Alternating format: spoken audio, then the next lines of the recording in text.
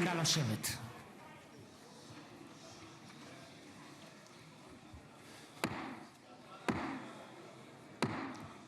חברות וחברי הכנסת, היום יום שני, כ"א בתשרי התשפ"ו, 13 באוקטובר 2025, ואני מתכבד לפתוח את הישיבה המיוחדת של הכנסת לכבוד נשיא ארצות הברית של אמריקה, מר דונלד ג'יי טראמפ.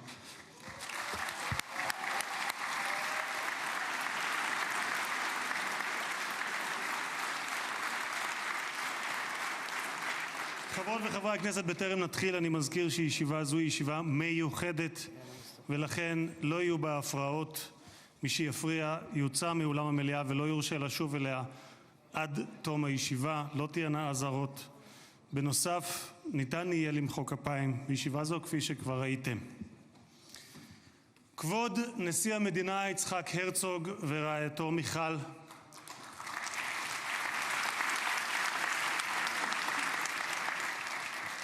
כבוד ראש הממשלה בנימין נתניהו ורעייתו שרה,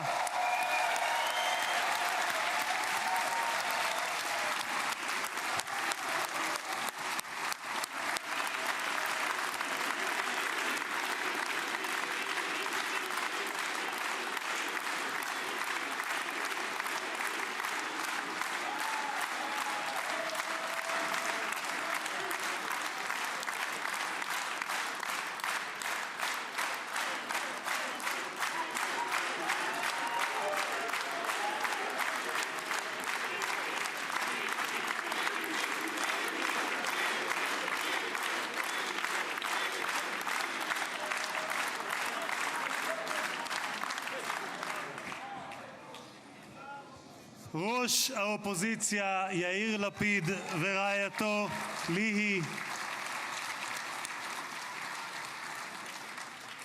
שרים וחברי הכנסת, special recognition to Minister Ron Dermer, who led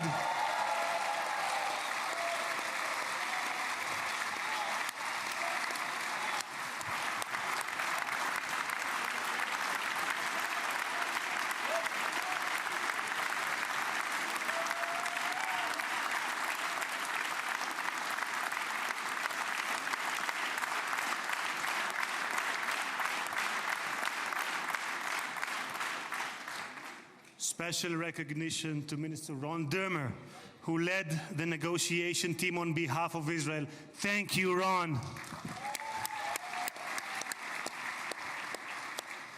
Secretary of State Marco Rubio,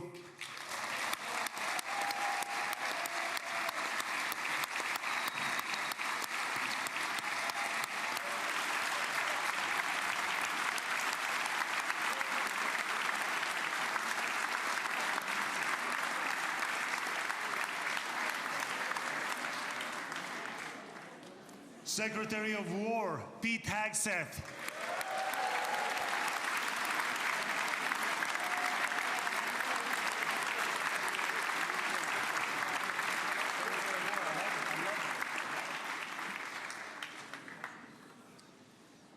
Chairman of the Joint Chiefs of Staff General Dan Kane,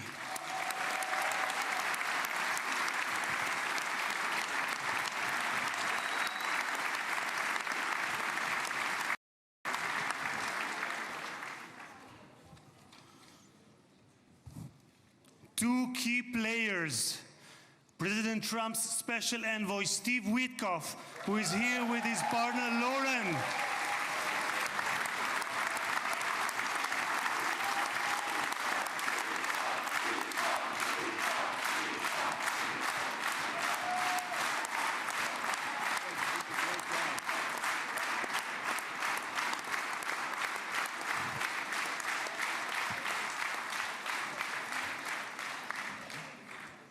and Jared Kushner, who is here with his wife Ivanka.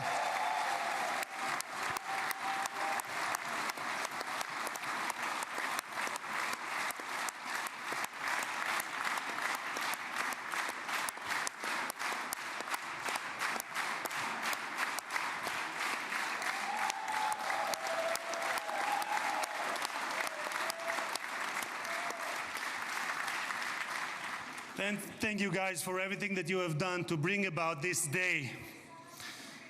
Ambassador of the United States to Israel, my dear friend and my absolute favorite rock star, Mike Huckabee.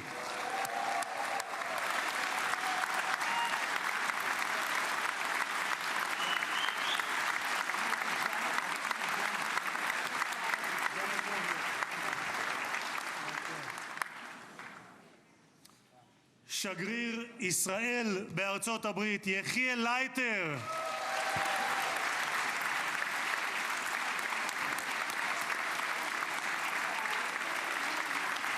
תודה.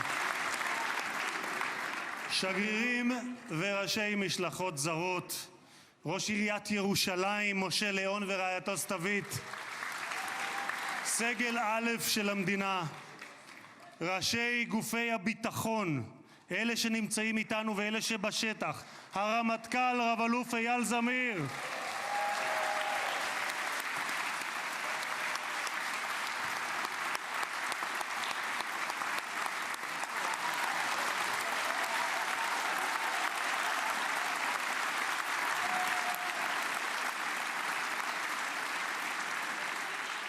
המפכ"ל רב ניצב דניאל לוי,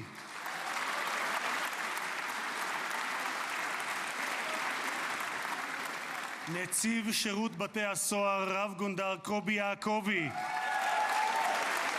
הוא נמצא בשטח, הוא מאלה שנמצאים בשטח, נציב הכבאות וההצלה רב תפסר אייל כספי,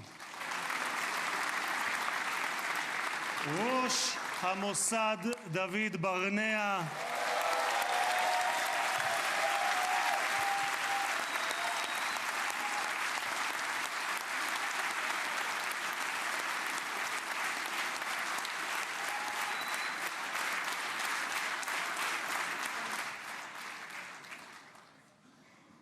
ראש שירות הביטחון הכללי, האלוף במילואים דוד זיני, בהצלחה.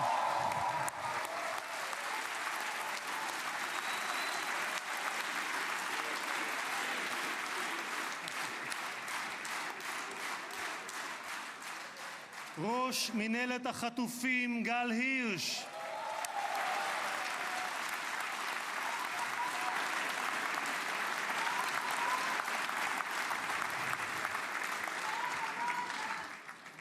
ראשי ערים וראשי רשויות מקומיות, מנכ"ל הכנסת שהרים ב3 ימים ביקור שדרושים לו 3 חודשים לפחות, משה צ'יקו אדרי,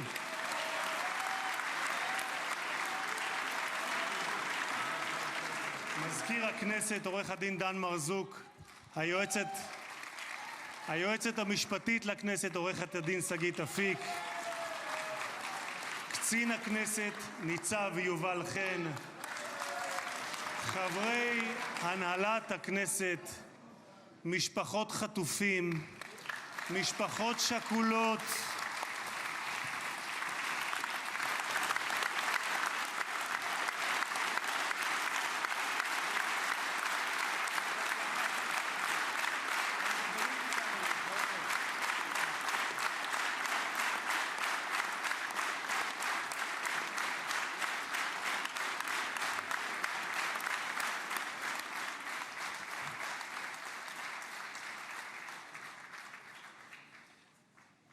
סגל א' של המדינה, מכובדים מהארץ ומהעולם, ואני פותר בזאת את הדוברים הבאים מאזכור כל המכובדים.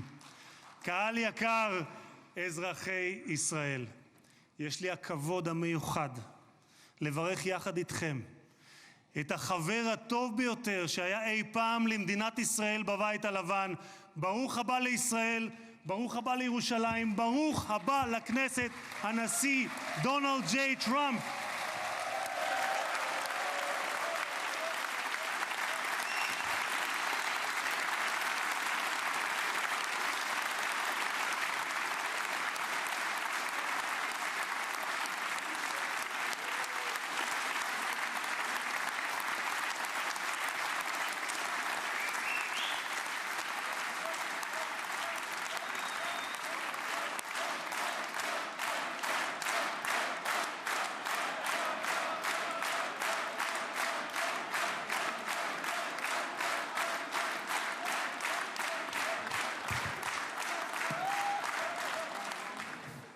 אדוני הנשיא, אני מבקש להודות לך על שהענקת לכנסת את הזכות והכבוד להיות הפרלמנט הראשון מחוץ לארצות הברית שאתה מבקר בו בכהונתך הנוכחית. במסורת היהודית נהוג לברך ברגעים ייחודיים שכאלה, ברוך שנתן מכבודו לבשר ודם. תודה לך, הנשיא טראמפ.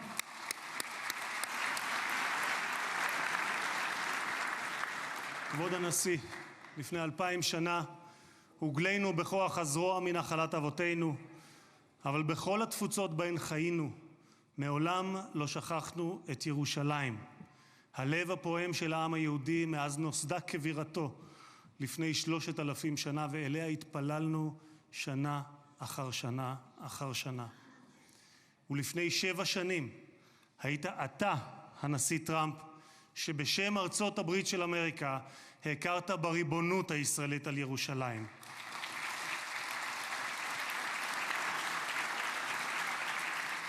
אתה מימשת הבטחה שנשיאים רבים לפניך הבטיחו, אבל רק אתה קיימת.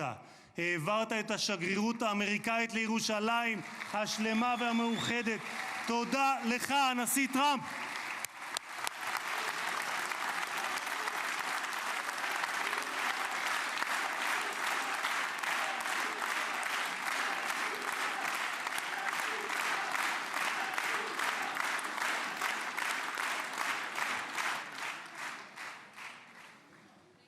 משחר הקמתה נאלצה מדינת ישראל להילחם, אך תמיד הושיטה את ידה לשלום. לפני 5 שנים הובלת יחד עם ראש הממשלה נתניהו את הסכמי אברהם. זכיתי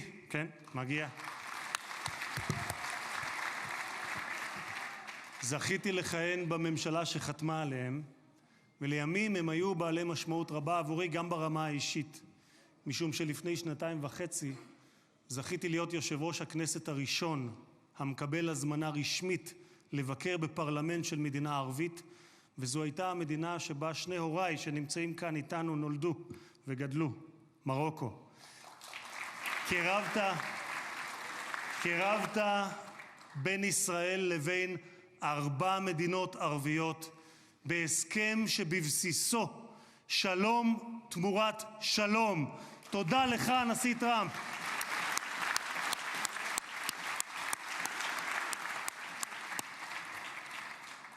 הרבה לפני כהונתך הראשונה, כבר ב-2011, זיהית את הסכנה שבאיראן גרעינית וכתבת, ואני אומר זאת בשפת המקור ברשותכם: Iran's quest of nuclear weapons is a major threat to our nation's national security interests. We can't allow Iran to go nuclear. איום על ארצות הברית משמעו איום על העולם החופשי כולו. את עמדתך העקבית ששמה את אמריקה ראשונה, America first, אך לא לבדה, but not America alone, הבאת עמך לבית הלבן בשתי כהונותיך. לפני 4 חודשים, לאחר שראש הממשלה נתניהו פתח במבצע עם כלבי, הורית על המבצע פטיש חצות, Midnight Hammer, פעולה אמיצה שלא הייתה כמותה עד שאתה הגעת.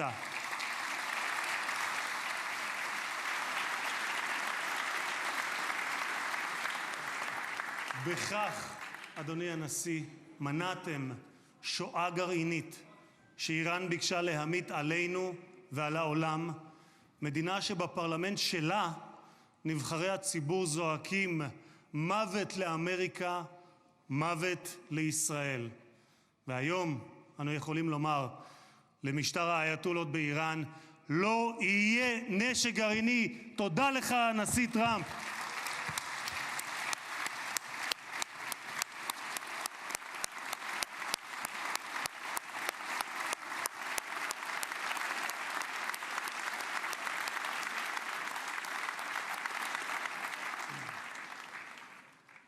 כבוד הנשיא, היום העם היהודי מציין את סיום חג הסוכות, ומחר נציין את שמחת תורה.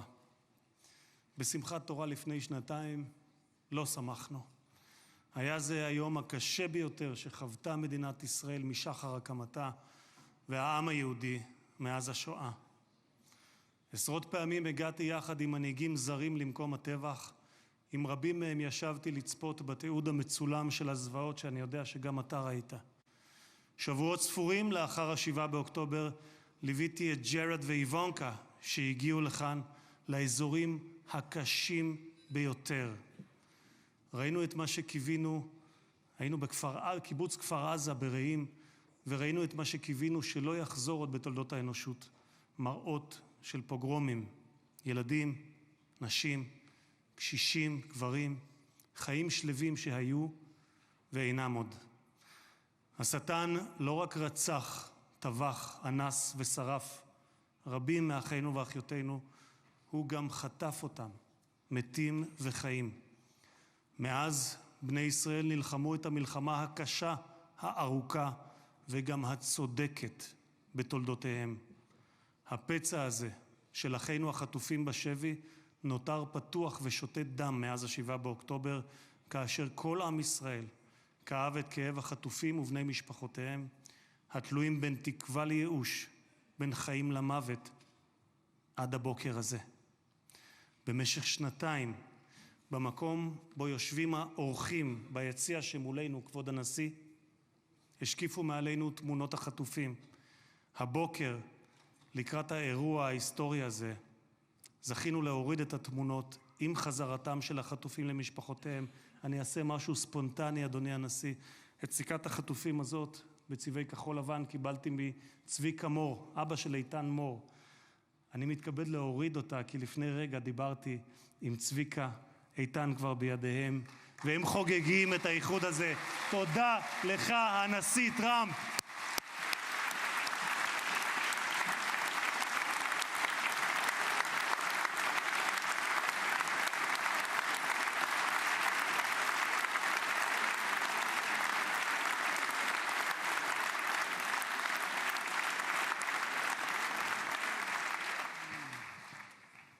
Mr. President, you stand before the people of Israel not as another American president, but as a giant of Jewish history, one for whom we must look back 2.5 millennia into the mists of time to find a parallel, Cyrus the Great. You, President Donald J. Trump, are a colossus who will be enshrined in the pantheon of history. Thousands of years from now, Mr. President, the Jewish people will remember you. We are a nation that remembers. Far from being a local struggle, what we are witnessing is a global struggle, a global battle between the forces of extremism, radicalism, and fundamentalism, and those of freedom, liberty, and democracy. What the world needs now is not appeasers who feed the crocodile in the hope that they will be eaten last, like the kind we have seen recently at the UN General Assembly. And by the way, President Trump, your team has checked the teleprompter. It is working beautifully. What the world needs now are more leaders who are brave, resolute, strong, and bold. The world needs more Trumps.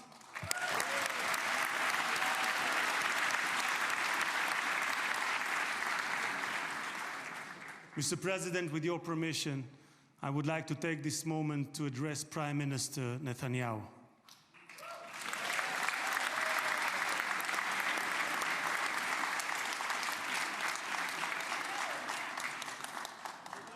ראש הממשלה, עמדת בכל שנות כהונתך, אבל בפרט בשנתיים האחרונות, מול לחצים אדירים. סטיב ויטקוף, שליחו המיוחד של הנשיא טראמפ, שלחם יחד איתך בשוחות על החזרת החטופים, אמר עליך, העבודה הקשה באמת הייתה של ראש הממשלה. הוא זה שהיה צריך לקבל החלטות קשות, עד כמה להיות קשוחים מול חמאס ומתי לגלות גמישות. היו רגעים שחשבתי, כך אומר ויטקוף, שעליכם להתגמש יותר, אבל האמת היא שכעת, במבט לאחור, אני חושב שלא היינו מגיעים לנקודה הזו אם ראש הממשלה נתניהו לא היה פועל כפי שפעל.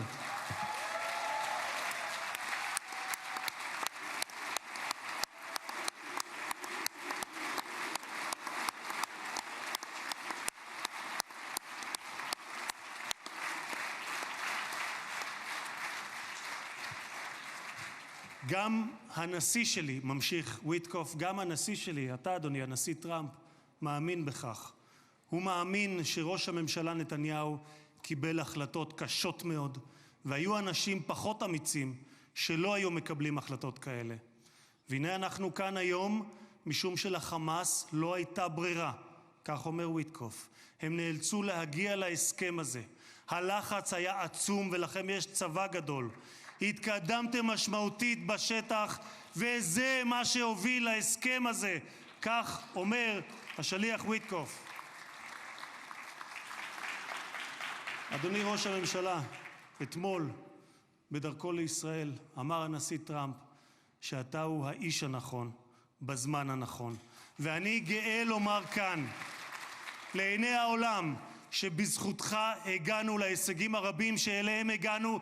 תודה לך, ראש הממשלה.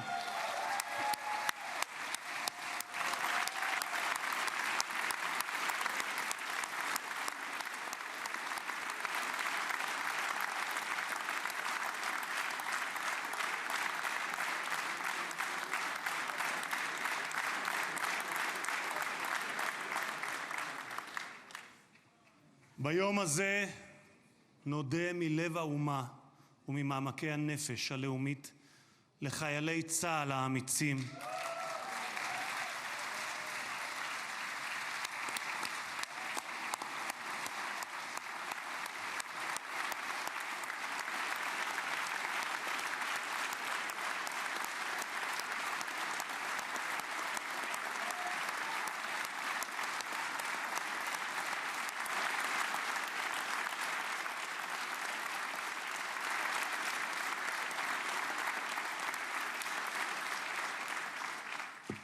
נודה לחיילי צה"ל האמיצים שהסתערו קדימה כאריות וסיכנו את חייהם כדי להגן על מדינת ישראל. רבים מהם נפלו והקריבו את חייהם למען המדינה שמרכינה את ראשה בפניהם ובפני משפחותיהם השכולות. דמם לא נשפך לשווא, כי בגבורתם ובהקרבתם הם הביאו לרגע הנשגב הזה, ושמותיהם יוותרו חקוקים לעד בלב האומה.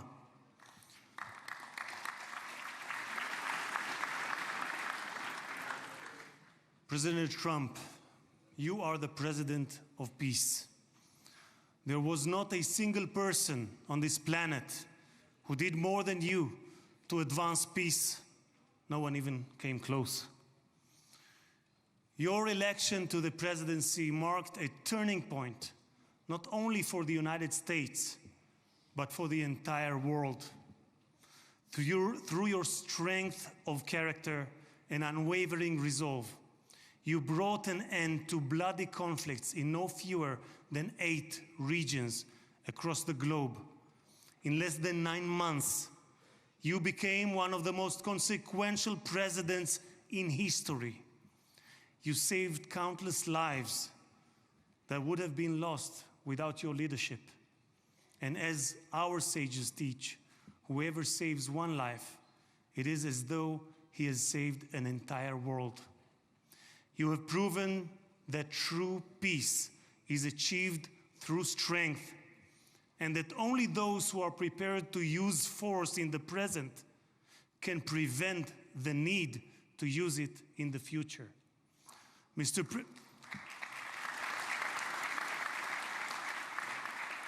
President, you, more than any other individual, are deserving of the highest recognition for your efforts in promoting peace. Therefore, I hereby announce that together with our good friend, Speaker of the House, Mike Johnson, we will rally speakers and presidents of parliaments from around the world to submit your candidacy for the Nobel Prize, Peace Prize next year. There is no one more deserving than you, President Trump. No one.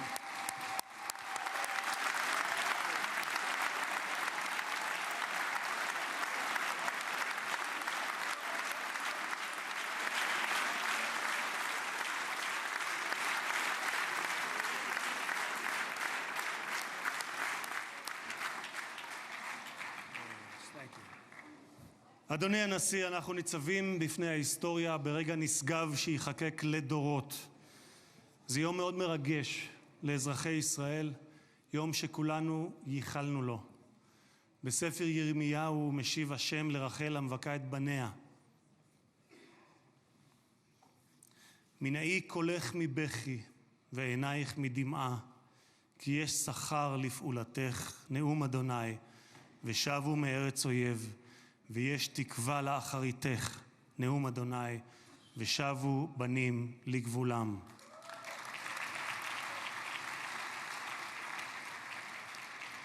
אני מבקש לאחל מכל ליבי החלמה מהירה ושלמה לפצועים ולחטופים השבים. כמה טוב שבאתם הביתה. הנשיא טראמפ, מי ייתן והעושה שלום במרומיו יברך אותך, נשיא השלום, את ארצך ואזרחיה, את משפחתך וכל היקרים לך, ויעשה שלום עלינו ועליכם. May God bless you, President Trump. May God bless the United States of America. And may God bless the state of Israel. תודה רבה וחג שמח.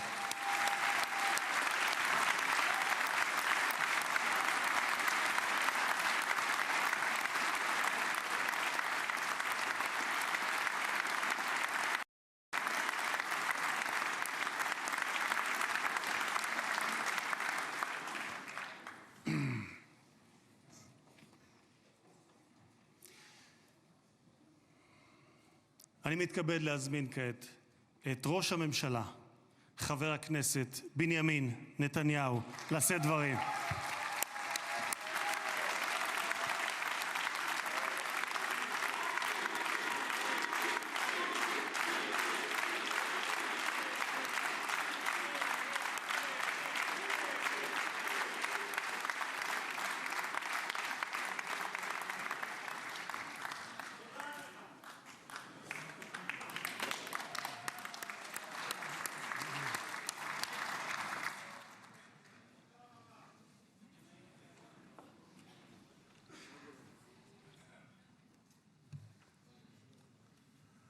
מכובדי הנשיא הרצוג ורעייתו מיכל,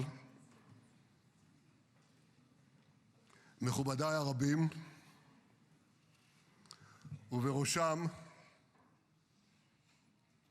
ידידנו הגדול, נשיא ארצות הברית, הנשיא דונלד ג'יי טראמפ.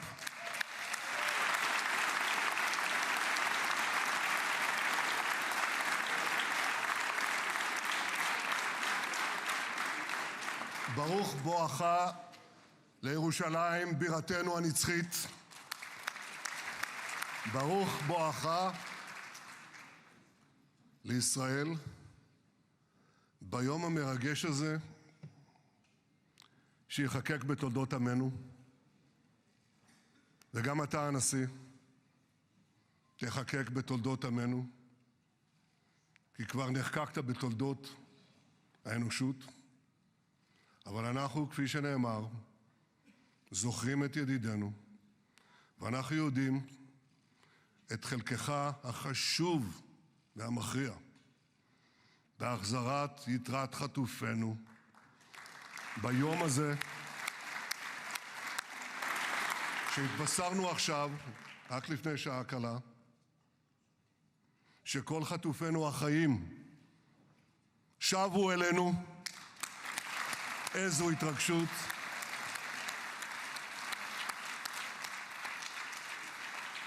כמה חיכינו לרגע הזה, ואנחנו מחויבים להחזיר את כולם. ואני רוצה להודות לך באופן אישי ובשם האומה כולה. תודה לך, הנשיא טראמפ. תודה לך.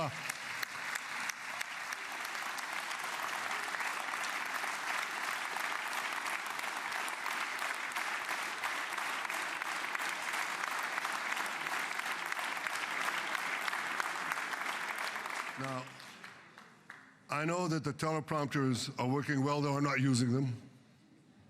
But I'm not sure about the translation. So I'll say words in English. President Trump, the Knesset welcomes you and your distinguished delegation to Jerusalem, our eternal capital. This is your first visit to Israel since you recognize Jerusalem as our capital and moved the embassy here. Thank you, President Trump, for that.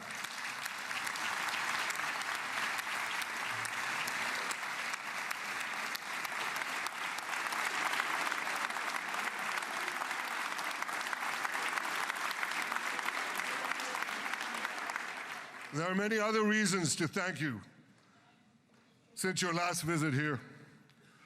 Thank you for recognizing Israeli sovereignty over the Golan Heights.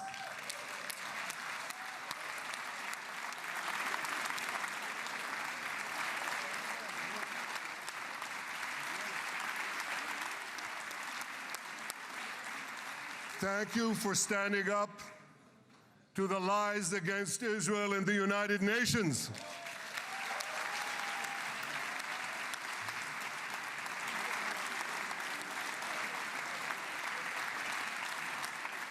Thank you for recognizing in your 2020 peace plan our rights in Judea and Samaria, the ancestral homeland of the Jewish people.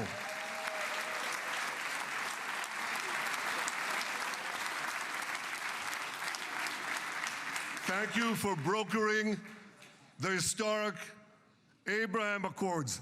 Abraham, Eskhemei Avraham.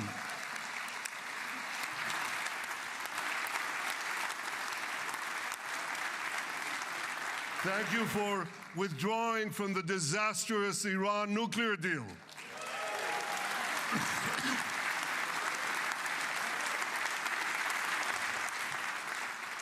Thank you for supporting Operation Rising Lion and for your bold decision to launch Operation Midnight Hammer. Boy, is that, you got to hear this.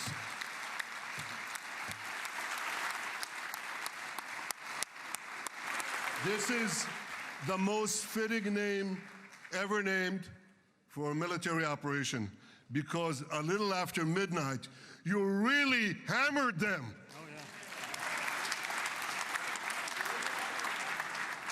My friends, this is only a partial list, but it's enough to affirm what I've said time and again. Donald Trump is the greatest friend that the state of Israel has ever had in the White House.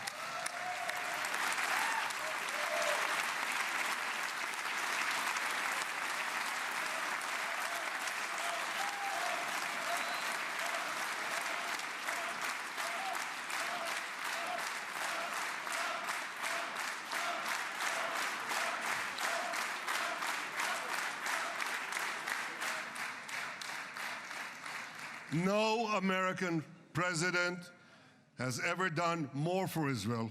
And as I said in Washington, it ain't even close. It's really not a match. Mr. President, today we welcome you here to thank you for your pivotal leadership in putting forward a proposal that got the backing of almost the entire world. A proposal that brings all our hostages home.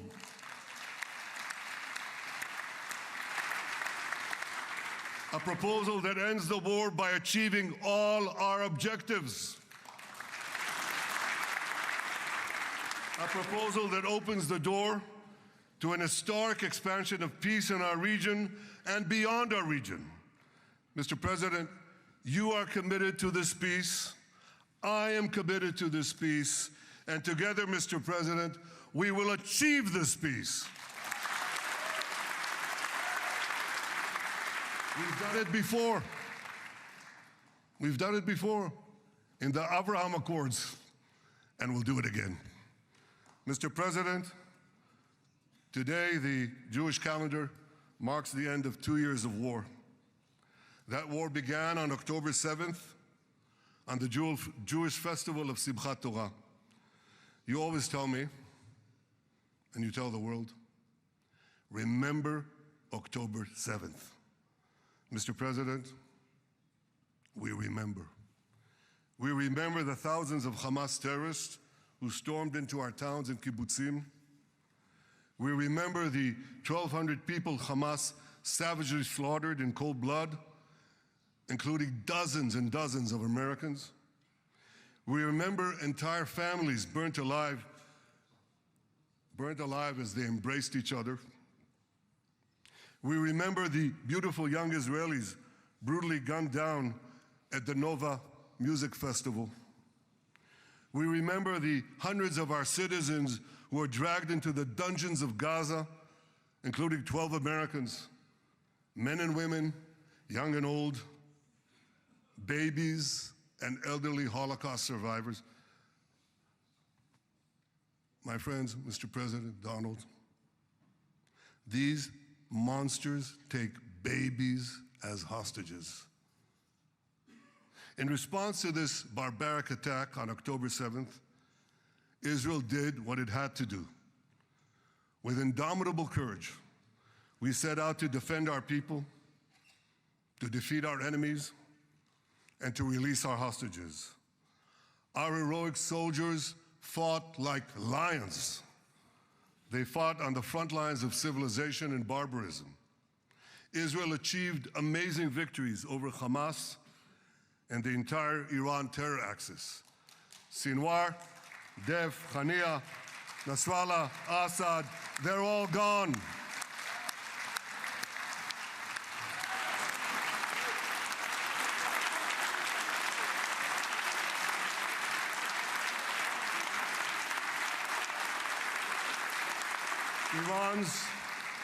Iran's nuclear weapons and ballistic missile program, with your enormous help, Mr. President, rolled back. Half the Houthi leadership wiped out. But the price of this victory, the price of these victories, has been heavy. Nearly 2,000 of Israel's finest were lost, nearly half in battle. They left behind parents, spouses, siblings, and children. Their love and laughter, their promise and potential were lost forever. To the families of our fallen fighters, many of them are here, I say, I know the depth of your pain. I know the inconsolable grief that will accompany you for the rest of your lives. The state of Israel bows its head in eternal gratitude to our fallen heroes. Because of these heroes, our nation will survive. Because of these heroes, our nations will thrive. And because of these heroes, our nation will have peace. Mr. President, thousands of our brave soldiers were also wounded, suffering terrible blows to body and soul. Brave soldiers like Ari Spitz. Ari is an American. Ari is an American Israeli who was injured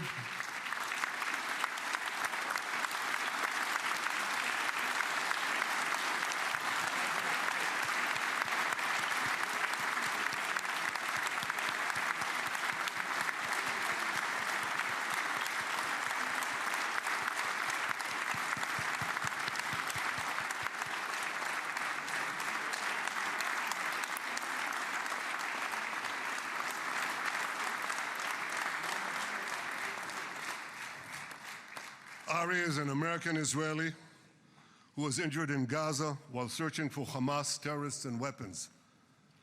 2 of Ari's comrades were killed in this action, and 10 were injured. Ari was presumed dead, but made a miraculous recovery despite losing 3 limbs. Ari, stand up for a minute alone. Stand up. There you go. There. Ari, you are the spirit of Joshua. You are the spirit of David. You are the spirit of the Maccabees. You are the spirit of Israel. I salute you. We all salute you.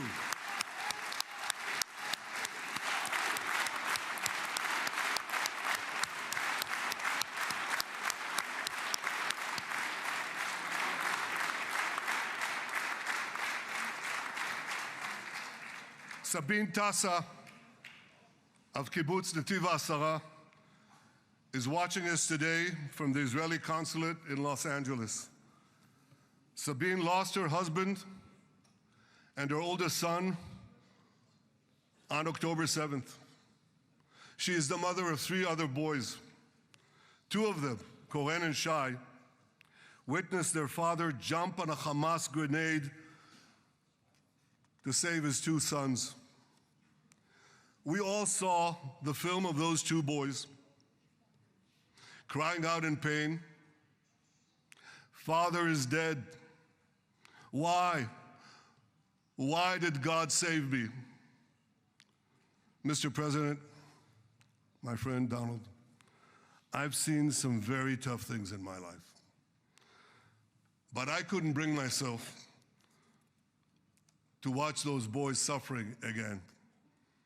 So I didn't see this film except once. Yet Sabine, their mother, has had the strength and fortitude to show this film across the world. And my wife Sarah and I asked her, "Sabine, how do you do it? Why do you do it?" And she answered, "I do it to show the entire world the monsters Israel is fighting and the justice of our cause." This is what she's doing once again in Los Angeles. Sabine, you can hear me now, so I want to tell you on behalf of all of us, you embody the spirit of our biblical heroines, Deborah, Ruth, and Esther.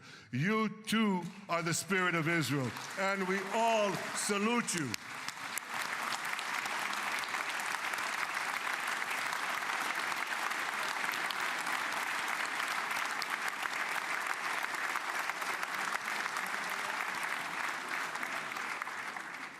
Mr. President, you asked me on our many conversations during the 12-day war with Iran, you asked me, how are the people holding up? And I said to you, our people are strong. Israelis are a nation of lions with unlimited resolve to defend our country and secure our future. The people give strength to our soldiers, and the people give strength to me and to my colleagues. The Jewish people have risen from the ashes time and again, but when we formed the State of Israel and the Army of Israel, we pledged never again would be defenseless against our enemies. And that resolute strength not only assures our survival, it assures our future, it assures peace. We have paid a high price for this war, but our enemies now understand just how powerful and just how determined Israel is. They understand that attacking Israel on October 7th was a catastrophic mistake. They understand that Israel is strong and that Israel is here to stay. And this, Mr. President, is the indispensable foundation of peace. Peace through strength. Ladies and gentlemen, this is a momentous day, a day of great joy as the remaining hostages come home. My wife Sarah and I have met with the hostage families many times. There were no words to describe their agony, only tears of bottomless sorrow and unimaginable pain. At the beginning of the war, I promised to bring all the hostages home. Today, with the indispensable help, the determined and focused help, the unremitting help of President Trump and his team, and with the incredible sacrifice and courage of the soldiers of Israel, we are fulfilling that promise.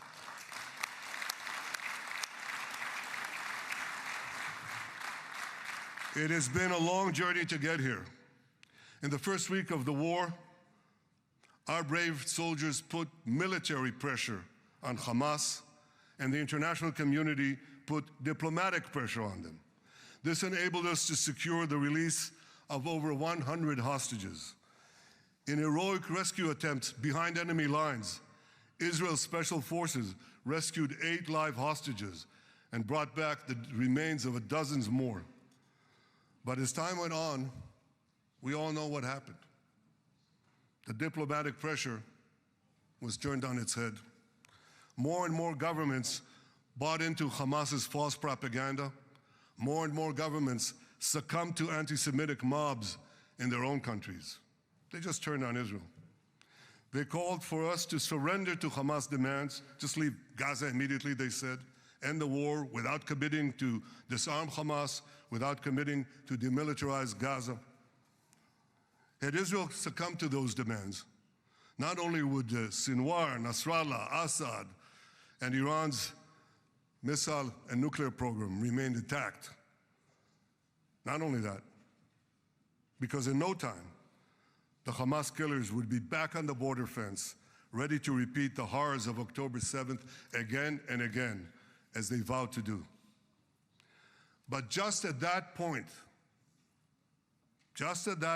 of maximum pressure on Israel, a man named Donald J. Trump was elected President of the United States.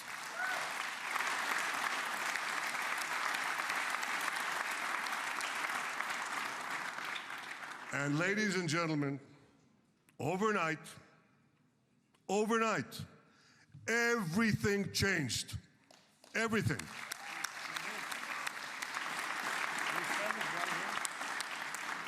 Mr. President, thanks to your unequivocal backing of Israel, we secured a second hostage deal within weeks of your election. And in the months that followed, we worked closely together to forge a path to bring the remaining hostages home and end the war. End the war in a way that ensures the disarming of Hamas, the demilitarization of Gaza, and that Gaza would never again pose a threat to Israel. 2 months ago, you fully backed my decision to send the IDF into the last Hamas stronghold in Gaza City. You shared my view that this military pressure would help free the hostages. And despite all the criticism, all the naysayers, we were right. Hamas caved in. And 2 weeks ago, you succeeded in doing something miraculous. You succeeded in doing something that no one believed was possible. You brought most of the Arab world, you brought most of the world behind your proposal to free the hostages and end the war. I want to thank Steve Witkoff, Jared Kushner, and Ron Dermer for their great contribution to this effort.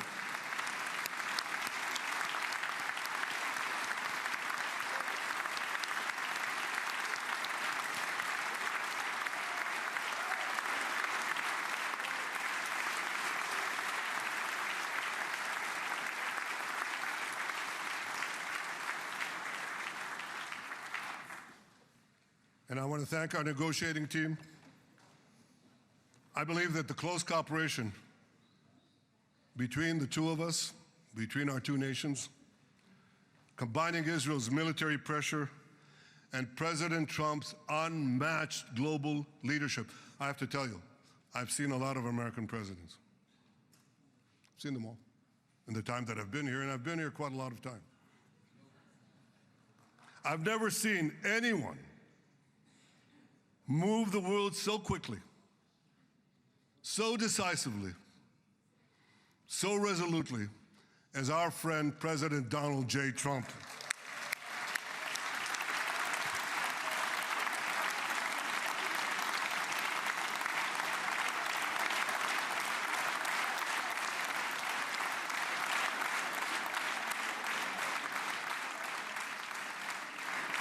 With our military pressure and President Trump's global leadership, we achieved this historic moment. It's a moment of indescribable joy as our nation embraces our sons who are coming home. Mr. President, this week, Jews around the world are going to read the book of Ecclesiastes, Kohelet, in the Bible. The Bible has many miraculous moments. One of them was your decision to bomb Fordo. I think it was a pivot of history because it wasn't meant only to bomb Fordo. That action and your previous action of taking out Qasem Soleimani, the architect of death, I think that changed the balance of power in the world.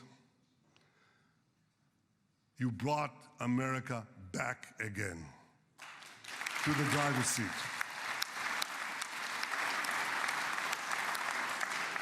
Now, I said that we're going to read this week the book of Ecclesiastes. It's not a book of action.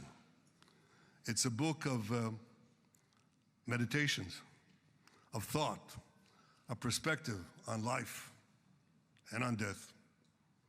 And in this book, we read the immortal words of King Solomon. To everything there is a season, and a time for every matter under heaven. Et milchama ve'et shalom. A time for peace and a time for war. The last 2 years have been a time of war.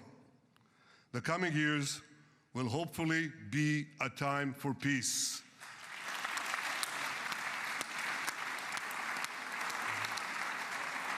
Peace inside Israel and peace outside Israel.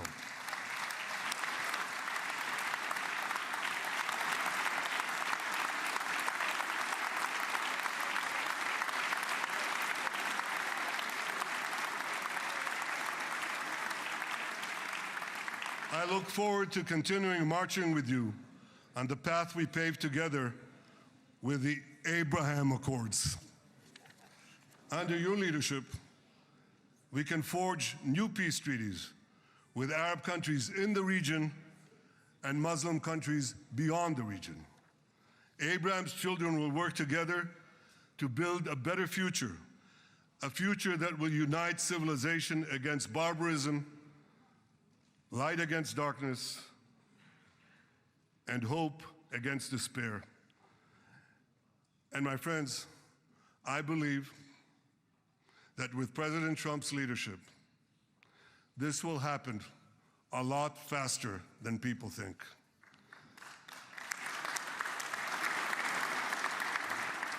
As Prime Minister of Israel, I extend my hand to hold those who seek peace with us. No one wants peace more than the people of Israel. Israel will always remain vigilant in defending itself, and Israel will always remain full of hope. Hope is our national anthem. Hope is our creed. Hope is our strength. It is time, my friends, to realize that hope and expand the circle of peace. Mr. President, thank you for all you have done for us. I have submitted your nomination to be the first non-Israeli recipient of the Israel Prize, Israel's highest award. As to that other prize, just a question of time, you'll get it. But I want you to get the Israel Prize, our highest award, to our greatest friend.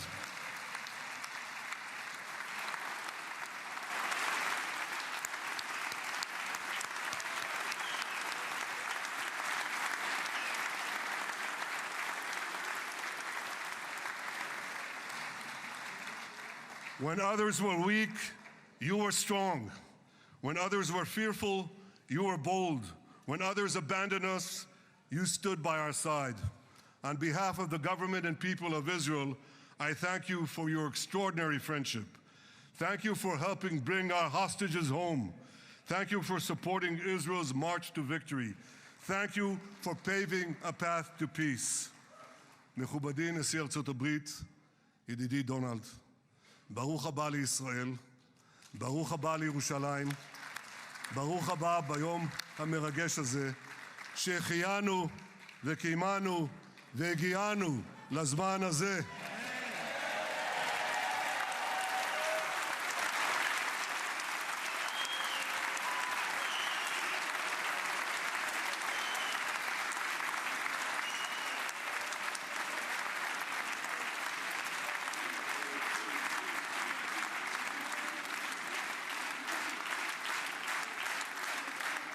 May God bless you and your family, Mr. President.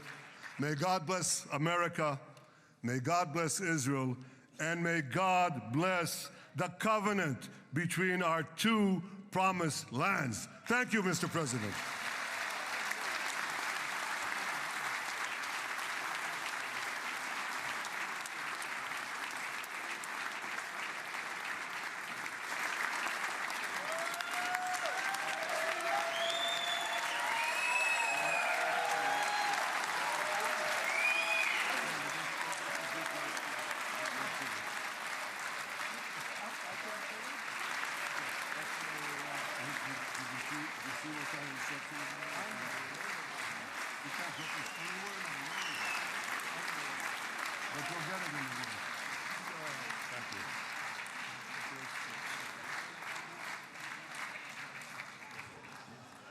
Mr. President.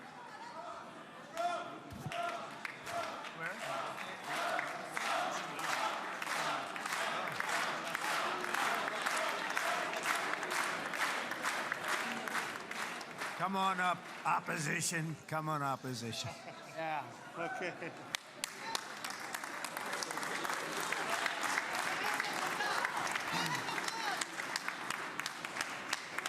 אני מתכבד להזמין כעת את ראש האופוזיציה, חבר הכנסת יאיר לפיד.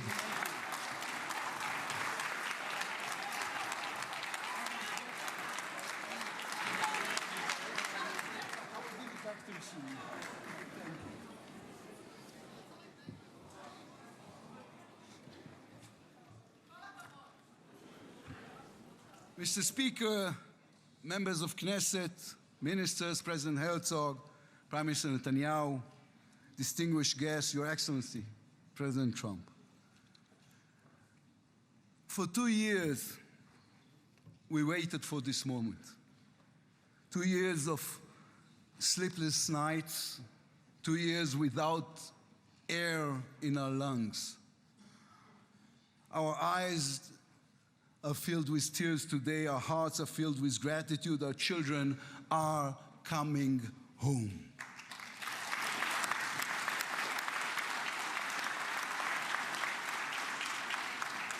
In the Babylonian Talmud, a sacred book of the Jewish people, it is written, whoever destroys one life, it is as though he destroyed an entire world, and whoever saves one life, it is though as he has saved an entire world. Mr. President, you have saved the lives of our hostages.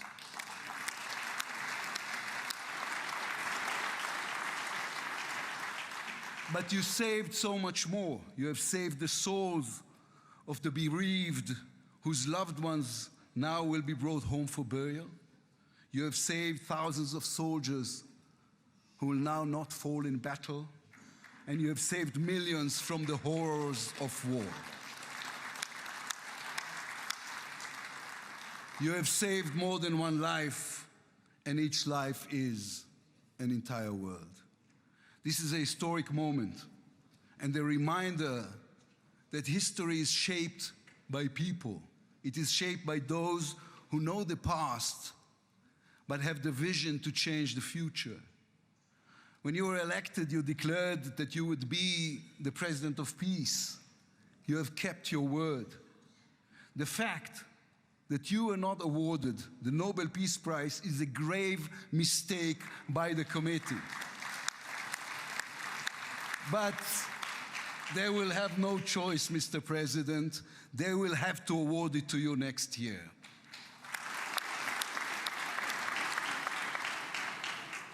Peace will not come by waiting. It will come by building, by reaching out, and by daring once again to believe. You, Mr. President, have done the unimaginable. We will be eternally grateful. But we also need to take responsibility. The destiny of Israel will always be written by the people of Israel. We must now prove ourselves worthy of what has been achieved. From its founding, Israel has said to the world that our strength, our power, rest upon our values. Israel is the strongest country in the Middle East because we are the only democracy in the Middle East. Because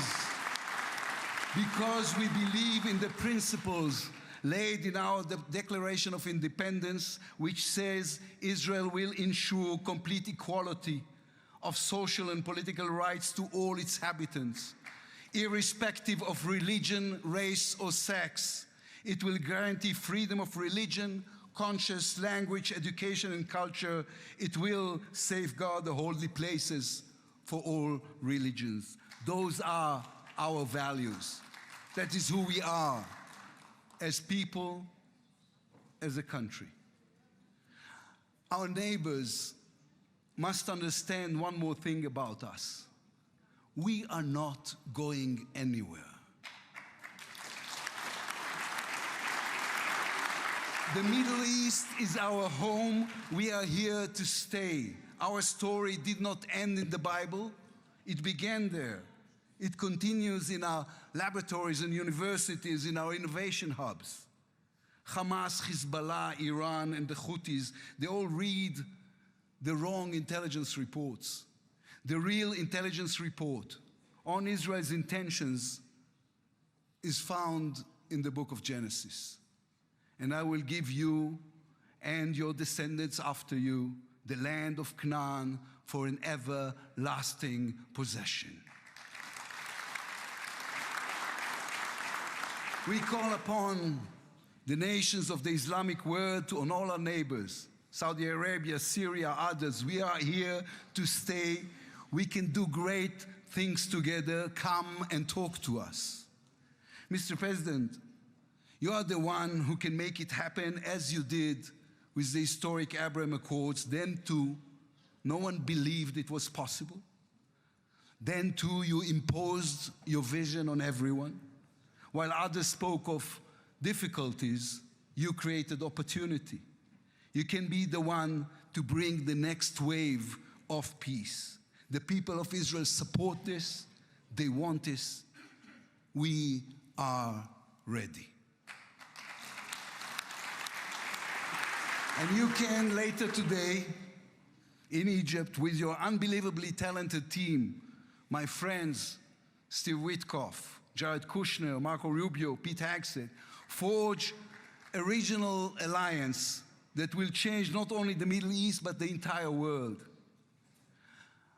After 2 years of war, the peoples of this region should look around and ask themselves, whose situation is better?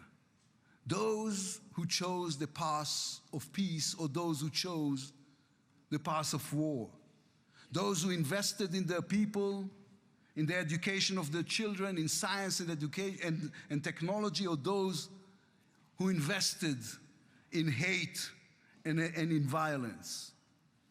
From here I say to all those who demonstrated against Israel these past 2 years, on the streets of London and Rome, in Paris and in Columbia University. I do not represent the government. As you know, I am the leader of the opposition. And I tell you, then, you were deceived. You were deceived. Propaganda experts, funded by terror money, manipulated you.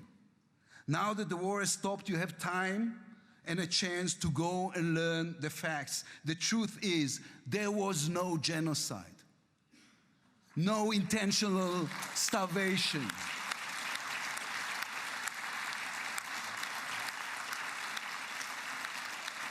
The truth is, there was an army and a country fighting in the most complicated conditions imaginable against terrorists who send their own children to die for a follow-up, who use their own children as human shields.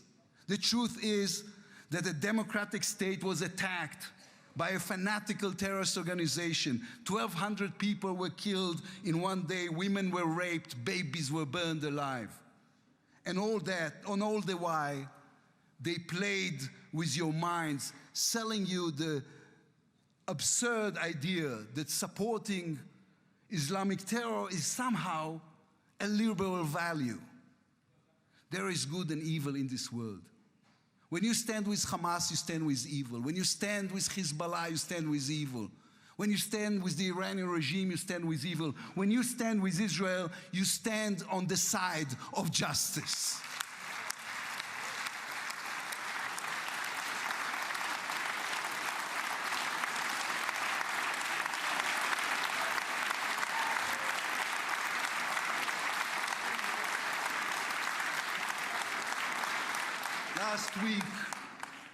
Last week I attended the 7th October memorial ceremony. An inspirational woman called Galit Dan spoke on stage. Galit had a daughter, Noya, a 13-year-old girl who was autistic like my daughter. And Noya was full of light. She loved Harry Potter. On that dark day, Noya was sleeping at her grandmother's, Carmela's house in Kibbutz Nir Oz. Carmela was 80 years old. Their bodies, grandmother and granddaughter, were found embraced. They were murdered together. On stage at the ceremony, Galit said a sentence that moved us all. "We don't want revenge," she said. "We want redemption." Today, the redemption begins. Israel has endured 2 terrible years on the battlefield and in the international arena. But in those 2 years, we also rediscovered our own greatness. We remember how good we can be, our pilots who took control of the skies over Iran, our industries leading the world in technology, our civil society, which reached out to help every victim of the war. We will move forward toward a different future. Our heroic soldiers who saved us all will fold away their uniforms and rise as teachers and engineers, scientists and innovators, investors and small business owners. We will never be able to repay the debt to those who sacrificed everything these past years, to those who, as President Lincoln said, gave the last full measure of devotion. We can only be worthy of them, worthy of their sacrifice. Mr. President, allow me to speak also to the businessman in you, the deal maker who understands value. If there were one stock in the world I would invest in today, it is the state of Israel. If there were one nation that deserves unrestricted access to GPU chips, to AI and SMR technologies, to American markets, it is the state of Israel. Israel's future is intertwined with our eternal alliance, our strategic and moral covenant with our greatest friends, the United States of America. This war is over. We will always need to stay vigilant, to guard against those who seek our destruction. But the state of Israel is about to reinvent itself. The challenges ahead demand not only strength, but a new vision. It's time to take a new path, to be a nation that is advanced and thriving and peace-seeking. We have waited for this moment, for the end of the war, for the return of the hostages, for the chance to rechannel our grief and loss into the energy needed to rebuild our nation. Thanks to you, Mr. President. Thanks to our soldiers, our lions. Thanks to the millions of great Israeli patriots who filled the streets and the square and never, not for one moment, gave up on the hostages. Thanks to all of them, the strength within us can now rise, succeed, and build for our future and for our children. Thank you very much. God bless the United States of America. Am Israel Chai.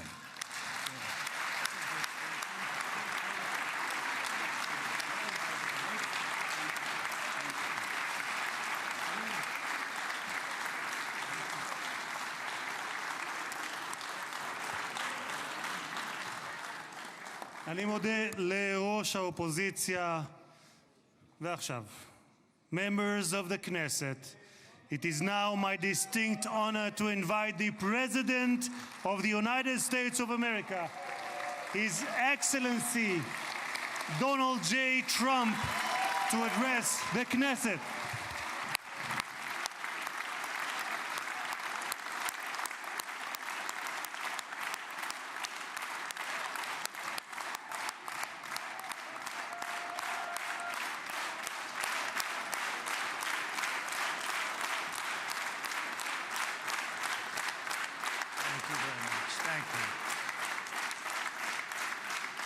Thank you very much, everybody.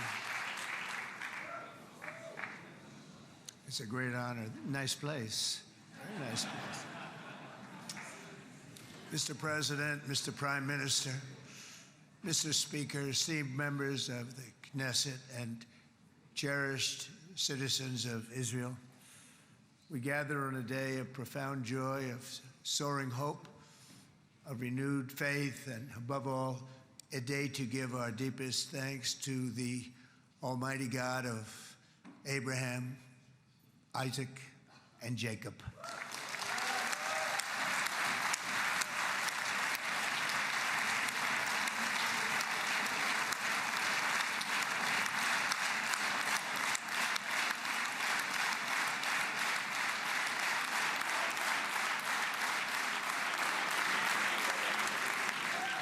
After 2 harrowing years in darkness and captivity, 20 courageous hostages are returning to the glorious embrace of their families, and it is glorious.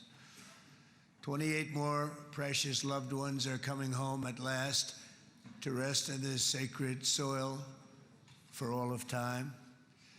And after so many years of unceasing war and endless danger, today the skies are calm, the guns are silent, the sirens are still, and the sun rises on a holy land that is finally at peace, a land and a region that will live, God willing, in peace for all eternity.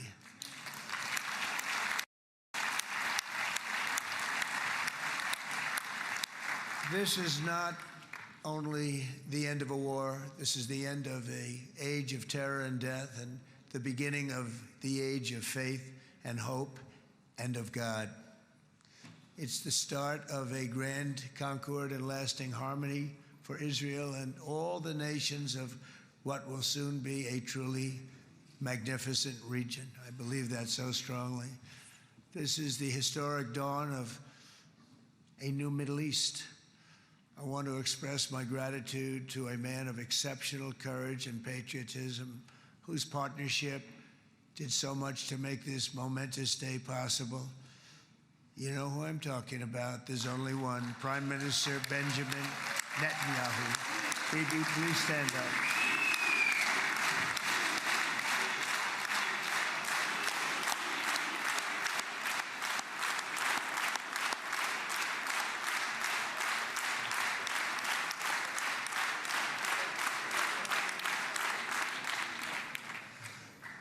And he is not easy, I want to tell you. He's not the easiest guy to deal with, but that's what makes him great. That's what makes him great.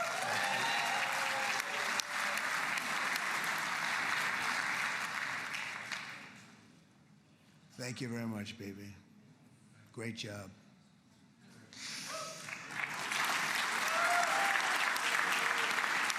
And let me also convey my tremendous appreciation for all of the nations of the Arab and Muslim world that came together to press Hamas to set the hostages free and to send them home. We had a lot of help. We had a lot of help from a lot of people that you wouldn't suspect, and I want to thank them very much for that. It's an incredible triumph for Israel and the world to have all of these nations working together as partners in peace. And it's pretty unusual for you to see that, but it happened in this case. This was a very unusual point in time, a brilliant point in time. Generations from now, this will be remembered as the moment that everything began to change, and change very much for the better. Like the USA right now, it will be the golden age of Israel and the golden age of the Middle East. It's going to work together. I'd like to thank several great American patriots for their invaluable help in getting something done that almost everyone thought was absolutely impossible. We were wasting our time. So many people said, "You're just wasting your time." But we weren't, because we had talented people working with us, and we had people that loved your country, and frankly, people that loved the region. They loved the Middle East. I want to thank my friend Steve Witkoff.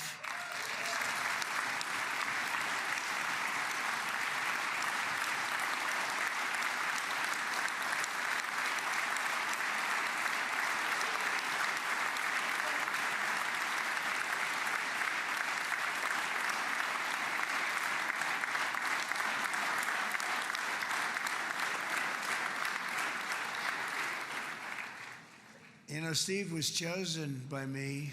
He never did this before, but I knew him as a few things. He was a great businessman, but I know a lot of great businessmen, to be honest with you. He had tremendous negotiating skills, but I know a lot of people that negotiate pretty well, although it is an art. But there are people that can negotiate pretty well. But most importantly with Steve, he's just a great guy. Everybody loved him. Everybody. I mean, I know some negotiators that are so good, but you wouldn't have had peace in the Middle East. It would be in World War III right now with some of these guys. Everybody loves Steve, and they respect him, and they somehow can relate to him. I've known him for many years, and I've seen it over and over again. להוציא את חבר הכנסת עודה, להוציא אותו מהאולם, להוציא אותו מיד, החוצה, החוצה, החוצה. להוציא גם את חבר הכנסת כסיף, להוציא את חבר הכנסת כסיף מהאולם, להוציא אותו מיד.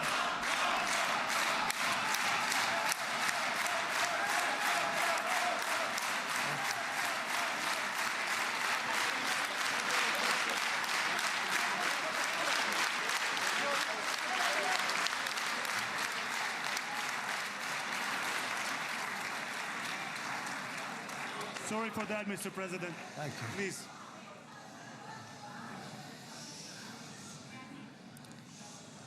That was very efficient.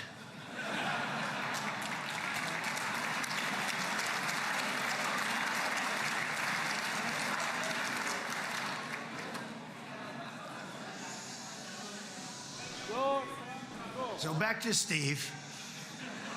He's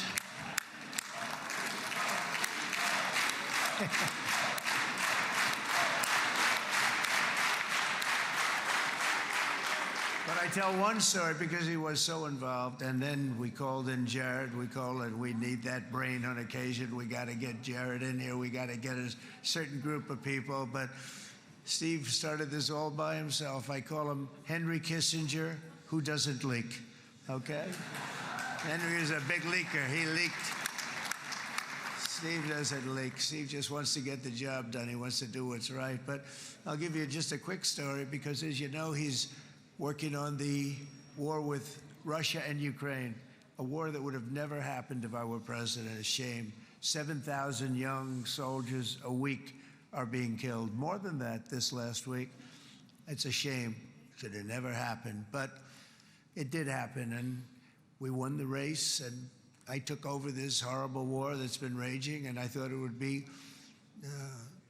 easily settled. I thought it was a hell of a lot easier than doing what we just did very successfully with Israel and a lot of other people.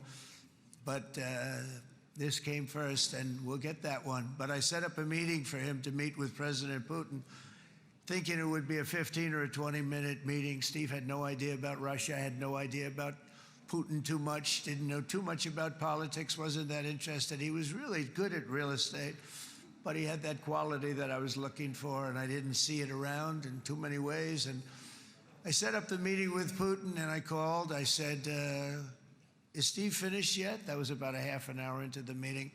No, sir, he's not. He's still inside. This is in Moscow. I said, well, how's he doing? I don't know, sir. He's still inside. I called up an hour later. Let me speak to Steve. Sir, he's still with Putin. He's with President Putin. I said, wow, that's a long meeting, 1 hour. I called up an hour later. He was still with Putin. 3 hours later, he was still with Putin. 4 hours later, he started to get the word that he was going to be coming out soon. And in 5 hours, he came out. I said, what the hell were you talking about for 5 hours? And he says, just a lot of interesting things. We're talking about a lot of interesting things, including what he went in there for, but you can't talk about it for 5. You can talk about it for a certain period of time, and you know what you're getting. But that's a talent. That's a talent where you can do that. Most people I'd send in, number one, they wouldn't be accepted. Number two, if they were, the meeting would last 5 minutes. And that's what happens with Steve. Everybody loves him. They love him on this side. They love him on the other side. And he really is. He's a great negotiator because he's a great guy. So thank you very much, Steve, very much.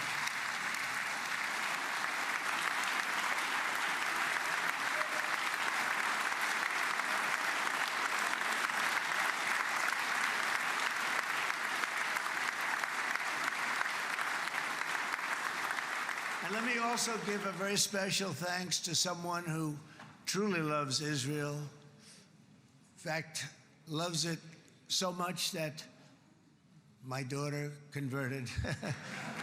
My daughter converted. I didn't know this was going to happen. And Ivanka's here.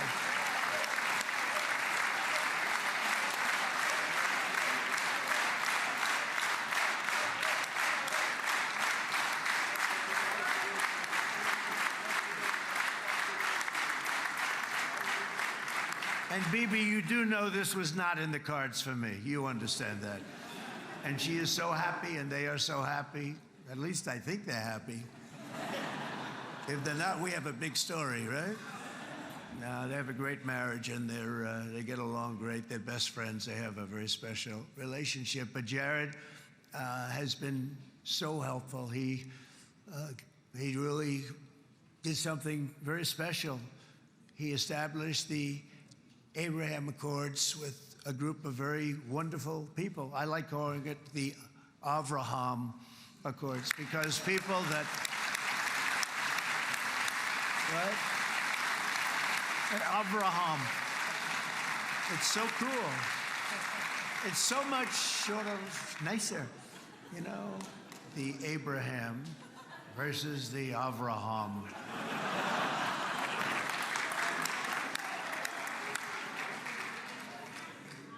I just don't want to sound too sanctimonious when I do it, so, you know, I sort of split it up. This way we keep everybody happy. But we have some very great talent, and they have no excuses for anything that's taken place because we had some unbelievably good people working on this. And then you're going to add a man named Marco Rubio, who is also here. That's right.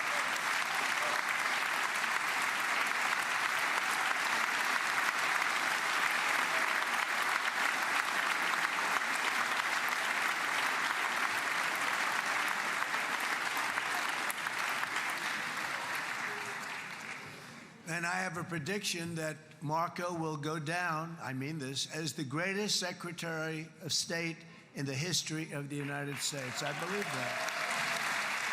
I believe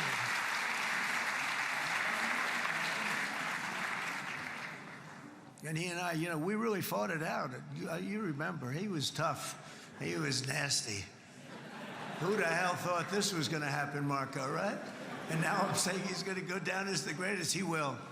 He was always smart and sharp, and people respect him. And then we have somebody who's young, but an unbelievable leader. I saw it a long time ago, and he's turned out to be even better than we thought. Right, Susie? I think even better. And that's Pete Hegseth, who is our Secretary of War, formerly Secretary of Defense.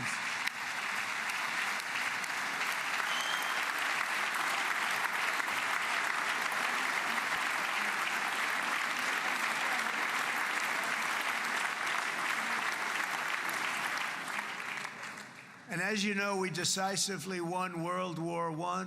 We decisively won World War II decisively. And everything in between and everything before it, we won everything. And then they had the brilliant idea of changing the name from war, it was war, to defense. And with that went a certain thinking. And we fought in a very politically correct way after that. We always had the strongest military, and now we have a stronger military than we've ever had before. Because of my first term, I've totally rebuilt the military, every aspect of it. But we have, if you think, we settled 8 wars in 8 months. I'm now including this one, by the way, if that's okay. They may say, well, that was quick. Because yesterday I was saying 7, but now I can say 8. The hostages are back. The hostages are back.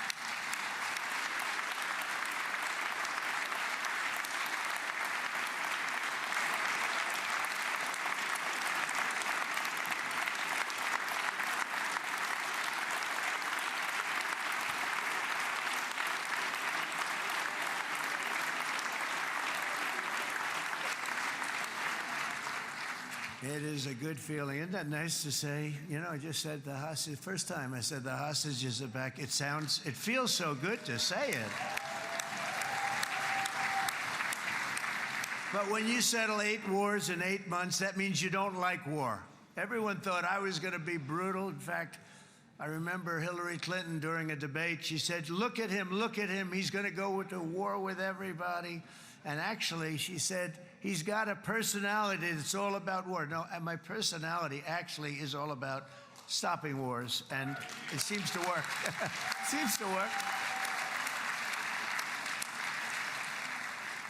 But it also means this name change and our attitude that we're not going to go into a war, but if we do, we're going to win that war like nobody has ever won a war before. We will not be politically correct, but we're not going to be there. And I think, as you mentioned, Bibi, before, peace through strength. And that's what it's all about. The United States has the greatest and most powerful military in the, right now, history of the world. I can tell you we have weapons that nobody's ever dreamt of. I only hope we never have to use them. I rebuilt the military. I was proud to do it, but some of the things I hated to do. I hated certain of the weapons because the level of power is so enormous, it's so dangerous, so bad. But we have to do what we have to do. And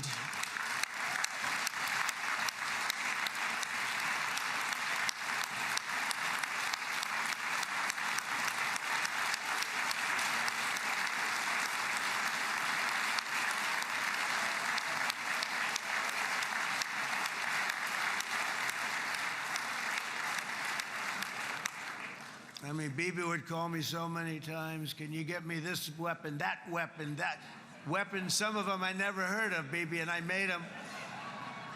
But we'd get them here, wouldn't we? And they are the best. They are the best. But you used them well. It also takes people that know how to use them. And you obviously used them very well. But so many that Israel became strong and powerful, which ultimately led to peace. That's what led to peace. So as we celebrate today, let us remember how this nightmare of depravity and death all began. 2 years ago, on the eve of the Simchat Torah holiday, thousands of innocent Israeli civilians were attacked by terrorists, and one of the most evil and heinous desecrations of innocent life the world has ever seen, the worst slaughter of Jews since the Holocaust. The cruelty of October 7th struck to the core of humanity itself. Nobody could believe what they were witnessing. The United States of America grieved alongside you, and we mourned for our own citizens who were so viciously taken that day.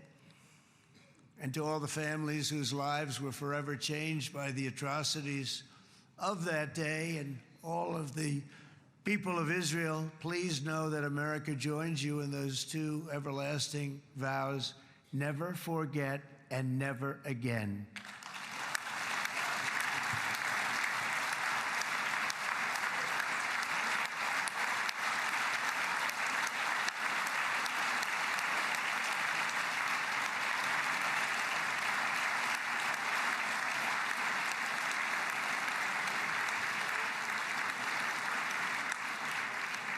From October 7th until this week, Israel has been a nation at war, enduring burdens that only a proud and faithful people could withstand. It was a very tough period of time. For so many families across this land, it has been years since you've known a single day of true peace. But now at last, not only for Israelis, but also for Palestinians and for many others, the long and painful nightmare is finally over. And as the dust settles, the smoke fades, the debris is removed, and the ashes cleaned from the air, the day that breaks on a region transformed, and a beautiful and much brighter future appears suddenly within your reach. This is now a very exciting time for Israel and for the entire Middle East, because all across the Middle East, the forces of chaos, terror, and ruin that have plagued the region for decades now stand weakened, isolated, and totally defeated. A new coalition of proud and responsible nations is emerging, and because of us, the enemies of all civilization are in retreat. Thanks to the bravery and incredible skill of the Israeli Defense Forces and Operation Rising Lion,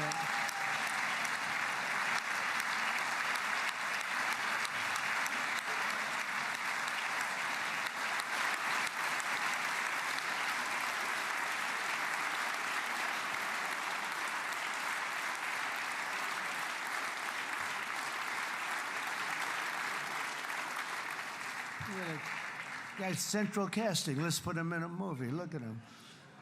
Great job. And my people loved working with you. Loved it. They worked so well together. But many of Iran's top terrorists, including nuclear scientists and commanders, have been extinguished from this earth. And with Operation Midnight Hammer, boy, that's a great name for that, what we did last June. The United States military flew 7 of those beautiful B-2 bombers. They look so beautiful all of a sudden. They were always, I thought they were pretty planes. I had no idea they could do what they did. In fact, we just ordered 28 more of them. A little updated version. We ordered a whole pile of them. And almost 100 other planes went with them, including fighter jets. And we had 52 tankers, big, beautiful, brand new tankers that were loading them up 4 or 5 times. They've traveled 37 hours back and forth. Think of that. But we had tankers all over the sky for all the other planes. We had the F-22s, the F-35s, F-16s. We had a hell of a lot of planes.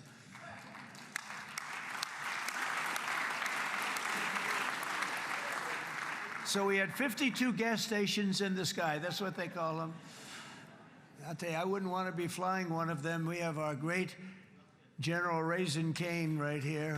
General, stand up. This guy, what a general. Thank you.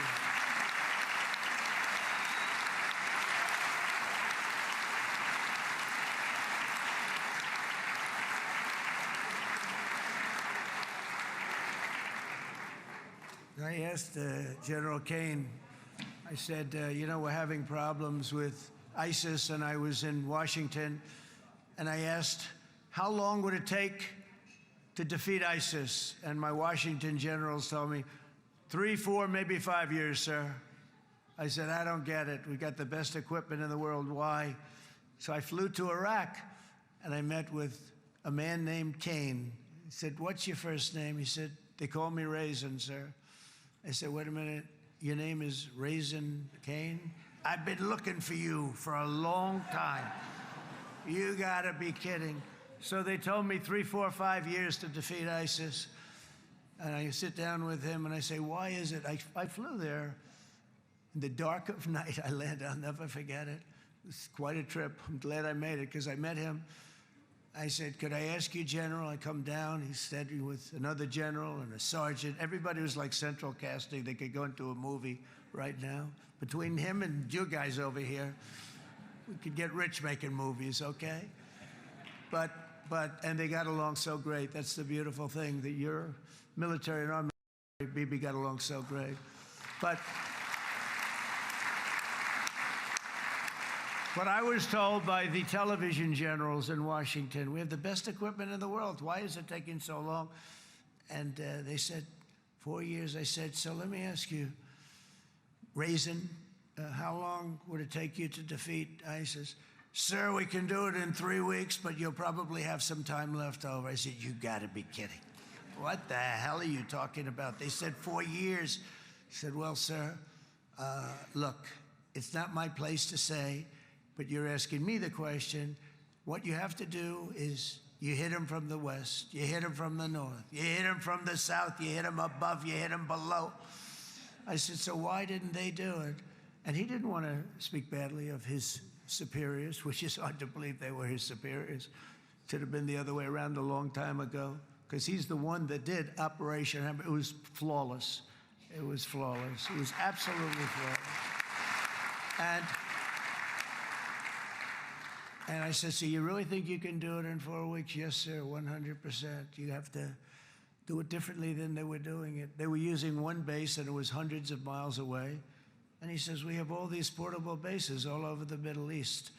And they didn't want to use them because they didn't want to offend the country where the portable, they wouldn't have even known what the hell the planes were going up, right? They wouldn't have known, but he said, no, they didn't want to defend anybody, offend anybody, but we can do it in 4 weeks. I said, you sure about that? I'm going to call you back. I'll call you back on Monday. I'm going back to Washington. But you think 4 weeks? Yes, sir, I think we can do it in 4 weeks. We'll have time left over. So I call him on Monday. I say, you think you can do it? 4 weeks. I said, go ahead and do it. He did it. I'll tell you, he did it in 4 weeks, less than 4 weeks. So, General, stand up, please. Again, this is a real general. This is not a television general. He doesn't want to go on television.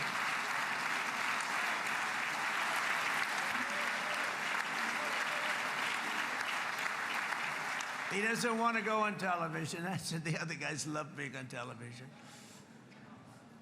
So we dropped 14 bombs on Iran's key nuclear facilities, totally, as I said originally, obliterating them. And that's been confirmed, and everybody understands it. Together we stopped the #1 state sponsor of terror from obtaining the world's most dangerous weapons. And if you think about it, if we didn't do that, and assuming we made the same deal that we have today, there'd be a dark cloud over this deal. And #1, it wouldn't happen because the other Arab and Muslim nations really wouldn't feel comfortable making the deal that we have now, right? If Iran had that nuclear weapon that they were about 2 months away from having. They would have had it in 2 months or maybe less than that. They were right at, this was our last shot. They looked at it for 22 years.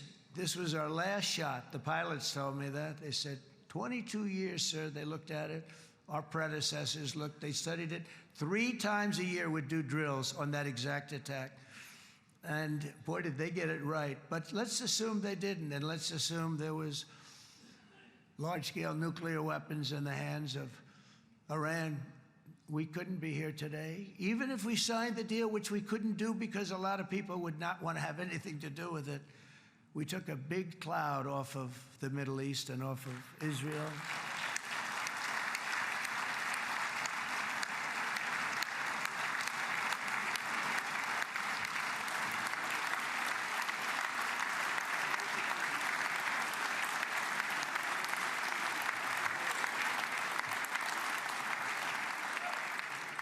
And it was my honor to help.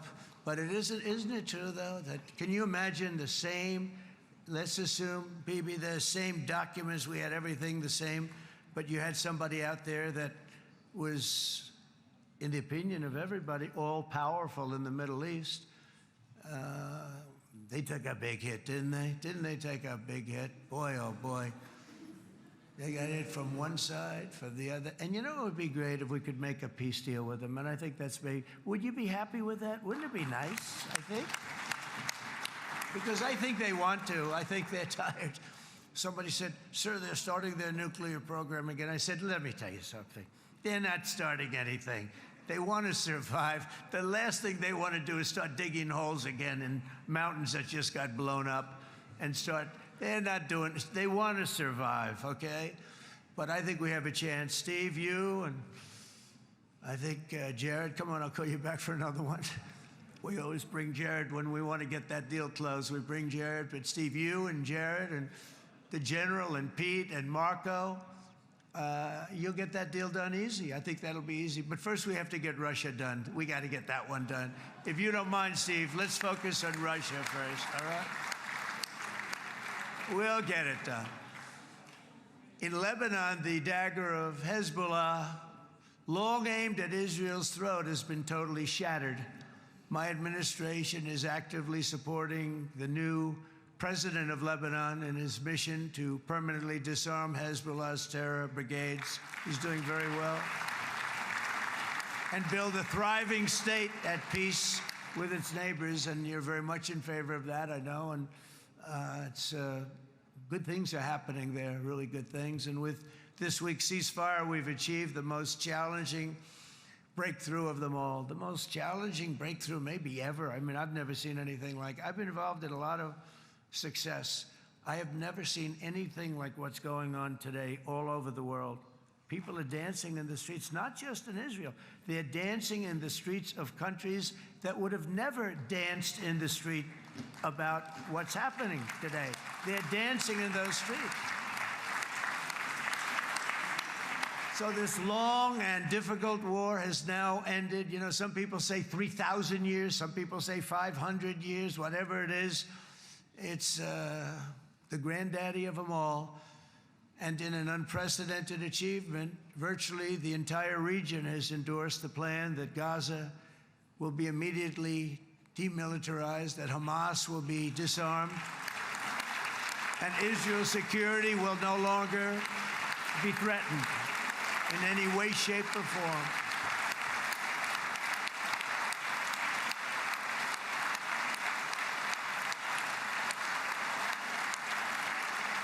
So Israel, with our help, has won all that they can by force of arms. You've won. I mean, you've won. Now it's time to translate these victories against terrorists on the battlefield into the ultimate prize of peace and prosperity for the entire Middle East. It's about time you were able to enjoy the fruits of your labor. Mr. Opposition Leader. I said he's a very nice opposition leader. I think, no, he's a nice man. Bibi, he's a nice man.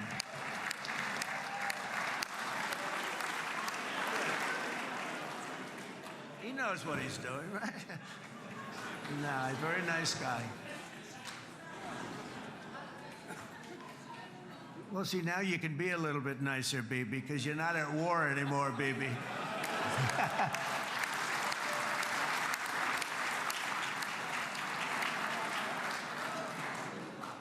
But only by embracing the opportunities of this moment can we achieve our goal of ensuring that the horrors of recent years will never happen again. You don't want to have to go through this again. 8 years ago, I came to this region on a very special first trip abroad as the President of the United States. I came here very early at your request. I addressed the leaders of the Arab and Muslim world gathered in Saudi Arabia and said that it was time to build a future free of the grip of extremism and terror. And interestingly, right now, as soon as I'm finished, I'm quite late. You've kept me quite late between opposition leaders and Bibi's brilliant but very long speech. I thought I was going to run up here, make a speech, and then head to Egypt. It didn't work out, though. And you made a pretty long one, too, sir.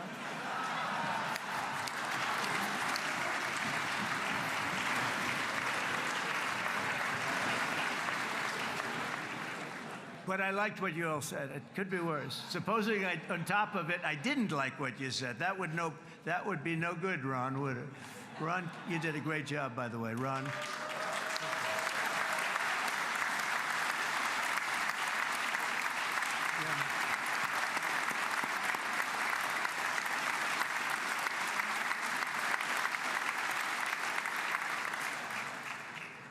So I'm going to be meeting, actually, in a little while, I'm going to be meeting with the most powerful, the richest nations, really, in the world, although now, with the tariffs, the United States is by far the richest nation in the world, as you probably have been reading. But the richest nations, most powerful nations, you know, tremendous, headed by some tremendous people in many cases. Some cases I wouldn't say necessarily I would endorse. But I will tell you, some incredible people that really helped us make this all possible. So I'll be going there. I'll be quite late. They might not be there by the time I get there. But we're going to give it a shot. But the journey we started back then led to the crushing defeat of the ISIS caliphate, to the monumental Abraham Accords, and ultimately to the historic ceasefire this week, in which many of those same nations really played a very pivotal role, I have to tell you. Steve will tell you that. Jared will tell you that. Together, we've shown that peace is not just a hope that we can dream about. It's a reality we can build upon day by day, person by person, and nation by nation. And because of that, the Middle East is finally ready to embrace its extraordinary potential. You have extraordinary potential in this region. It should now be clear to everyone throughout the region that decades of fomenting terrorism and extremism, jihadism and anti-Semitism have not worked. They haven't worked. They've been a disaster. They've just killed. They've killed. They've backfired completely and totally. They've just totally backfired. Everything that you thought, take it worst case, it's turned out to be worse than that. They have not worked. From Gaza to Iran, those bitter hatreds have delivered nothing but misery, suffering, failure, and death. They've served not to weaken Israel, but to annihilate the very forces that did the most to foment this hatred. And it's really, I mean, everybody that's tried it has become irrelevant. Meanwhile, we've seen those nations that set aside their differences, reached across ancient divides, and pursued engagement are now among the most successful in the region. They're getting along with Israel, and they're doing great.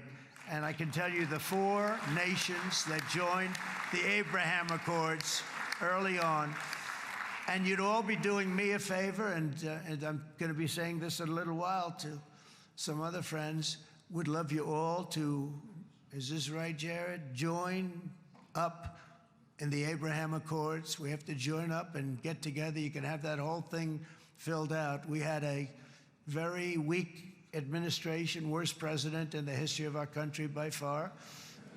And Barack Obama was not far behind, by the way.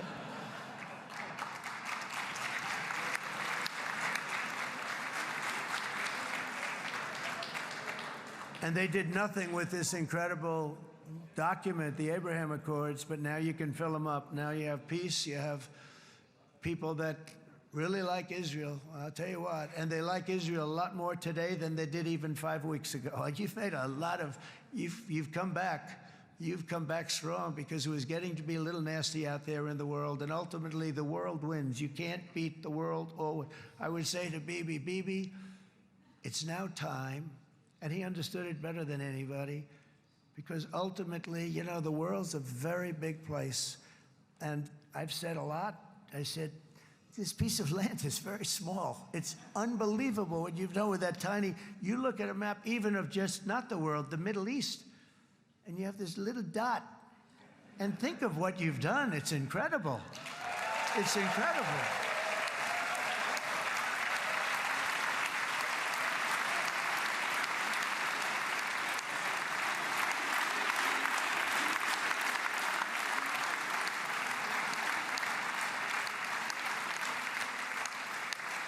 But the world is loving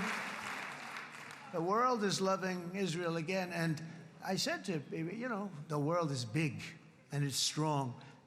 And Ron, ultimately, the world wins. And we don't have to worry about that now. But there was getting to be a period of time over the last few months, you know, the world wanted peace and Israel wanted peace. Everybody did. Everybody did. And what a victory it's been, right? What a victory it's been.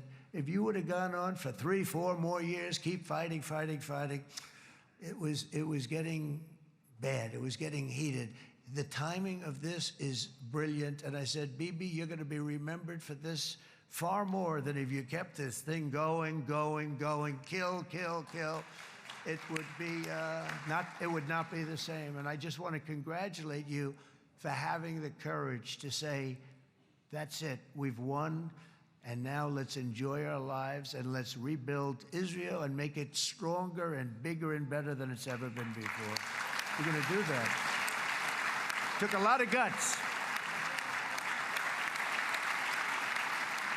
And the choice for Palestinians could not be more clear. This is their chance to turn forever from the path of terror and violence. It's been extreme, to exile the wicked forces of hate that are in their midst, and I think that's going to happen. I've met some people over the last couple of months that want to see it happen very much, and after tremendous pain and death and hardship, now is the time to concentrate on building their people up instead of trying to tear Israel down. We don't want that to happen again.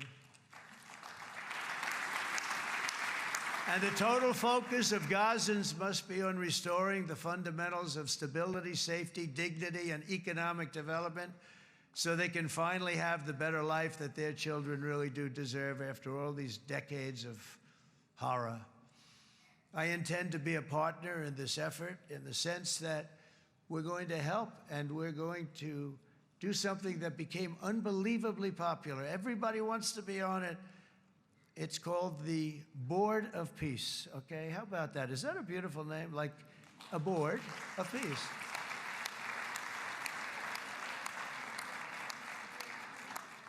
The only bad thing from my standpoint, every single nation involved has asked me to be the chair, and I'll tell you, I'm very busy. I didn't count on that, but you know what? If we do it, we'll do it right, and we have unbelievable power and wealth, because you're going to need wealth. You're going to need wealth to rebuild things, and they have wealth like few people have wealth. I want to thank the Arab and Muslim nations for their commitment that they've made to support a safe rebuilding of Gaza and beyond. I have many Arab countries, very wealthy countries, that came up and said, we'll put up tremendous amounts of money to get rebuild Gaza, and I think that's going to happen. The power, they want dignity, they want to come forward, and they want to say, and I want to say who they are, because what they're doing is going to be, I think, something that you're going to be very impressed with, Bibi, and you need that. You need the kind of economic power that they have, and they want to see it work, and they want to see it be safe, and they want to see it be good for Israel, too. And as much money as it will be, and it's a lot, as you can see, it's a lot. For these countries, it's relatively little relative to their worth. It's really a lot of money like money, like most people could never even conceive, but for these countries, it's not that much, especially because it ensures success and stability in the Middle East, which is what they want to see. So many of them will be with us in Egypt in a little while, I think. I'm not sure. They may be gone. They may have taken their Boeing 747s and left. I said, what kind of a plane do you fly? 747. I said, that's a large plane.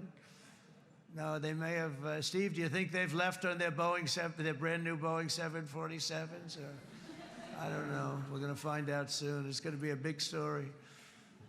There'll be 2 people left, and they'll be the 2 poorest ones.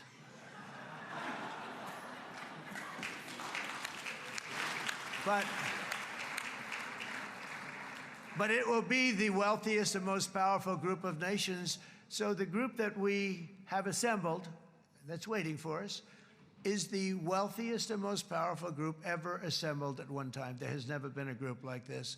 And they're only looking for good. They want good. They're going to do good. And as those commitments are made, I'm going to let the world know who's doing it, because they really deserve to get the credit. And some of them probably won't want the credit, but they deserve it. It's more obvious than ever that the productive and responsible nations of this region should not be enemies or adversaries. You should be partners and eventually even friends, and that's what's going to happen. I know it. Together you can stand against the forces of chaos. Yeah, you go ahead. That's an important point.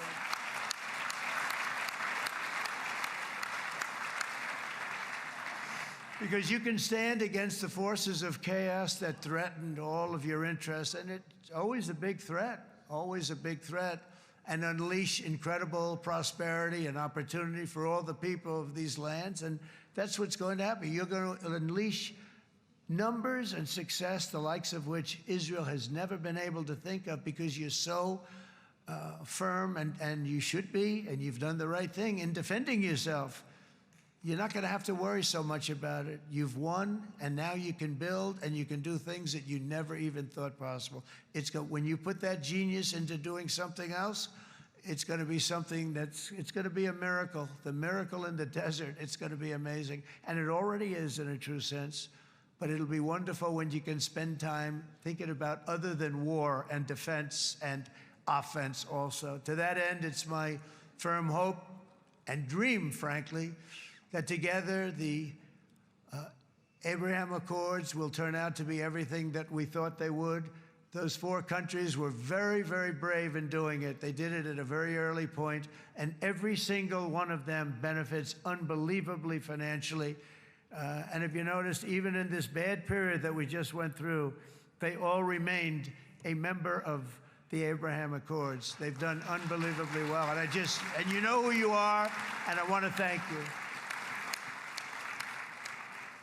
And they've stayed because of loyalty, but they've also stayed because it was really good business. They've made a lot of money being members, and you're going to all, I hope that every one of the countries that we're seeking, Jared, I hope they join quickly. No games, no nothing. Just join, get it. It's going to be a great peacemaker. It's really going to bring it together beyond anybody's wildest dream. So instead of building fortresses to keep enemies at bay, the nations of this region should be building infrastructure to weave your commerce closer together, because you've got to compete with the big world out there in commerce now. It's a different kind of competition. Instead of making weapons and missiles, the wealth of this region should flow to schools and medicine, industry, and frankly, the new hot thing, artificial intelligence. It's a lot of intelligence they're going to have to be thrown off to pay back these sums of money that they're doing. But that's really the hot one. And I might say that the United States, a year ago, was a dead country. I say it to people. I heard it first from the King of Saudi Arabia. I then heard it from UAE. I heard it from Qatar. I heard it from many other countries. A year ago, the United States of America was a dead country. Now it's the hottest country anywhere in the world. It is the hottest. There's no question about it.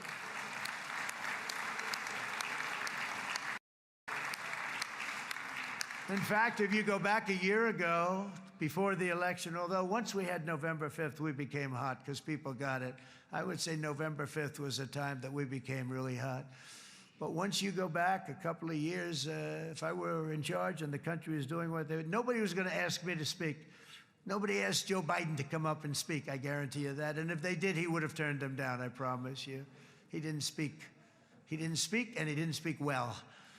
But all of the countries in the Middle East, it could have, what we're doing now, it could have happened a long time ago, but it was strangled and set back almost irretrievably by the administrations of Barack Obama and then Joe Biden. There was a hatred toward Israel.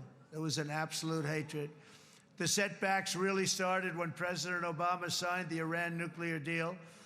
This was a disaster for Israel, and it was a disaster for everyone. And I remember that Bibi Netanyahu came to the United States and worked so hard to try and get Obama not to do that deal.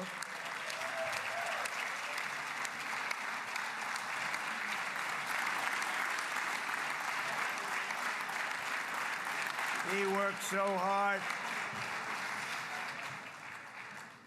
But it was like talking to a wall. I remember him telling me it was like talking to a wall. They wanted to go with Iran. They chose Iran, frankly, over a lot of other good nations, but specifically Israel. And that was the beginning of a very bad period of time. You had Obama go out, and the Iran nuclear deal turned out to be a disaster. And by the way, I terminated the Iran nuclear deal, and I was very proud to do it.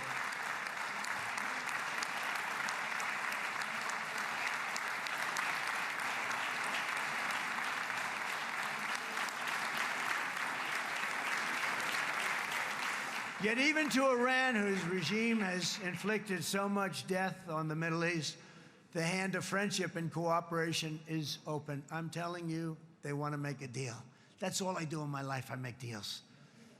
I'm good at it. I've always been good at it. And I know when they want. Even if they said, we don't want to make a deal, I can tell you they want to make a deal. All right, they do. They want to make a deal, and we're going to see if we can do something, because this is crazy what's happening, and we're not going to have this anymore. Neither the United States nor Israel bear the people of Iran any hostility. We merely want to live in peace. We don't want any looming threats over our heads, and we don't want to even think in terms of nuclear destruction. It's not going to happen, never will happen. There's nothing that would do more good for this part of the world than for Iran's leaders to renounce terror, stop threatening their neighbors, quit funding their militant proxies, and finally recognize Israel's right to existence. They have to do that. They have to do that. And to Iran, and as you know, this is not said out of weakness. There's no weakness. But I'm going to say this, that we are ready when you are, and it will be the best decision that Iran has ever made. And it's going to happen. It's going to happen.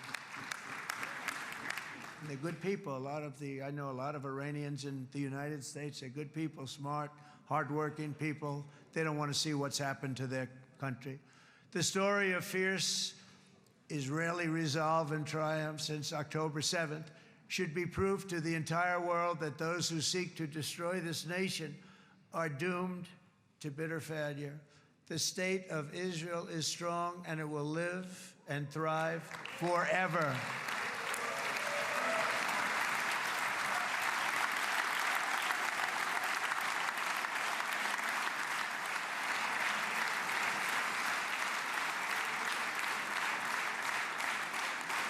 And that is why Israel will always remain a vital ally of the United States of America. Israelis share our values, field one of the world's most powerful militaries. You really do. You have an amazing, what a job you've done. And have one of the most innovative economies on earth. Those are just a few of the reasons why I'm proud to be the best friend that Israel has ever had. And they all say it in the White House. They all say it. I guess it's true because everybody says it, baby. You said it today. Thank you. But as president, I terminated the disastrous Iran nuclear deal, and ultimately I terminated Iran's nuclear program with things called B-2 bombers. It was swift, and it was accurate, and it was a military beauty. I authorized the spending of billions of dollars, which went to Israel's defense, as you know. And after years of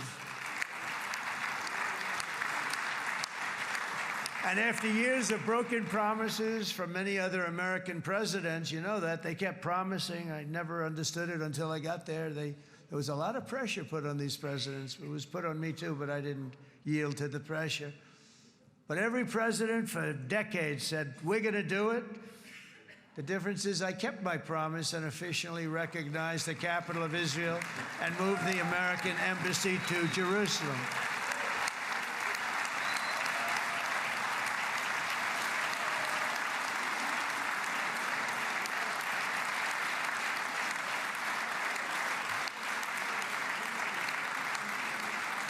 Isn't that right, Miriam? Look at Miriam. She's back there. Stand up, Miriam. Stand up.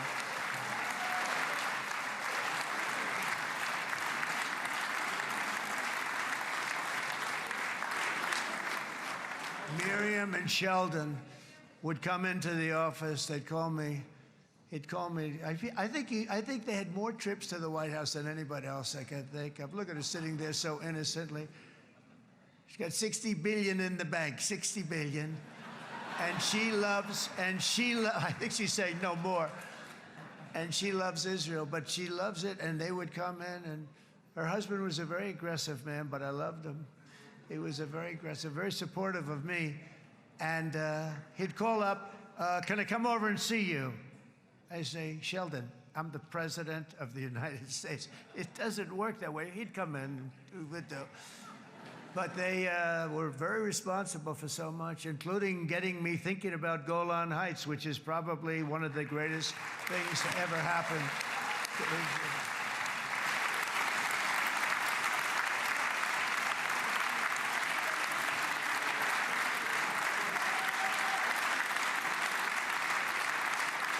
Miriam, stand up, please. She really is. I mean, she loves this country.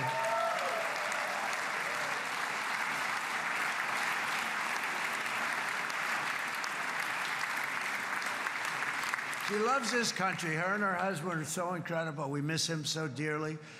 But I actually asked her, I'm going to get her in trouble with this, but I actually asked her once, I said, so Miriam, I know you love Israel. What do you love more, the United States or Israel? She refused to answer. That might mean Israel, I must say. We love you. Thank you, darling, for being here. That's a great honor. Great honor. She's a wonderful woman. She is a great woman. I've always stood for the people of this community, and I always will. I'll always be with you. I'm always going to be with you. I guess maybe something could happen to change my mind. Somebody that's really stupid gets into office and wants to do really bad things, but that's about it. And we don't think we're going to have that happen. I hope we're not going to have that happen. And this man is a good man right here. These two men are good men right here.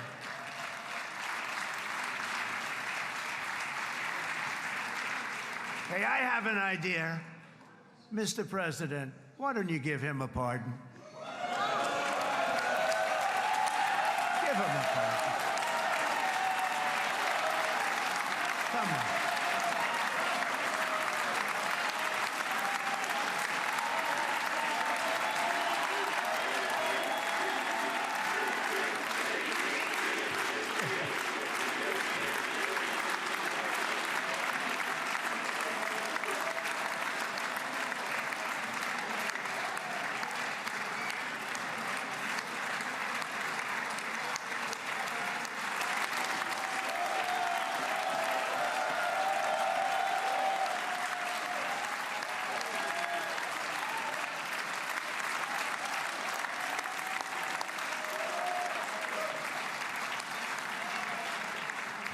By the way, that was not in the speech, as you probably know. But I happen to like this gentleman right over here, and it just seems to make so much sense. You know, whether we like it or not, this has been one of the greatest wartime presidents. This has been one of the greatest wartime presidents. And Cigars and champagne, who the hell cares about that?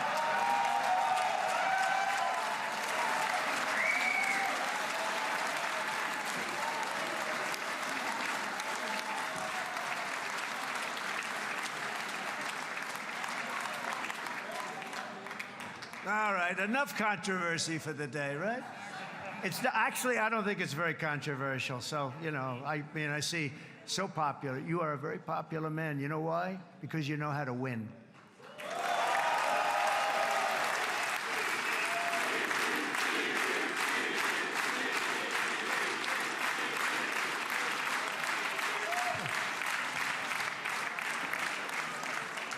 Over the past 2 years, I've met many of the families of the Israelis taken hostage and those that were taken hostage. Unbelievable. I've looked into their eyes. I've seen the worst nightmares of their suffering, but I've also seen something else, the beautiful love of the people, the love of people, frankly, that hold things together, the love that gives you the courage to carry on through thousands of years of persecution and repression and to emerge with the heart of David.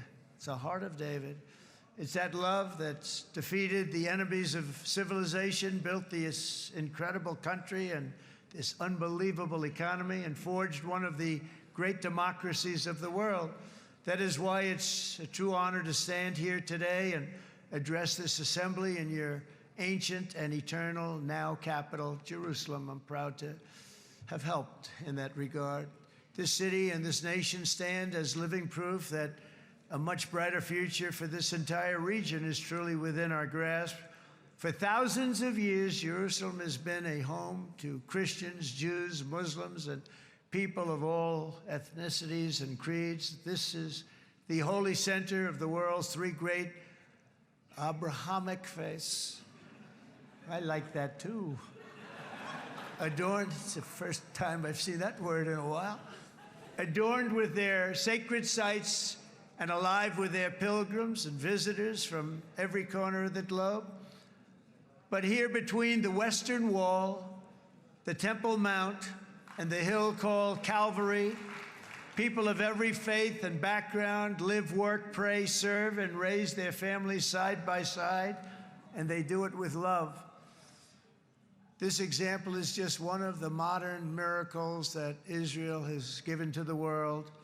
And just in closing, the leaders in this chamber know better than anyone else the challenges of this harmony, and it's been easily won. No, it hasn't.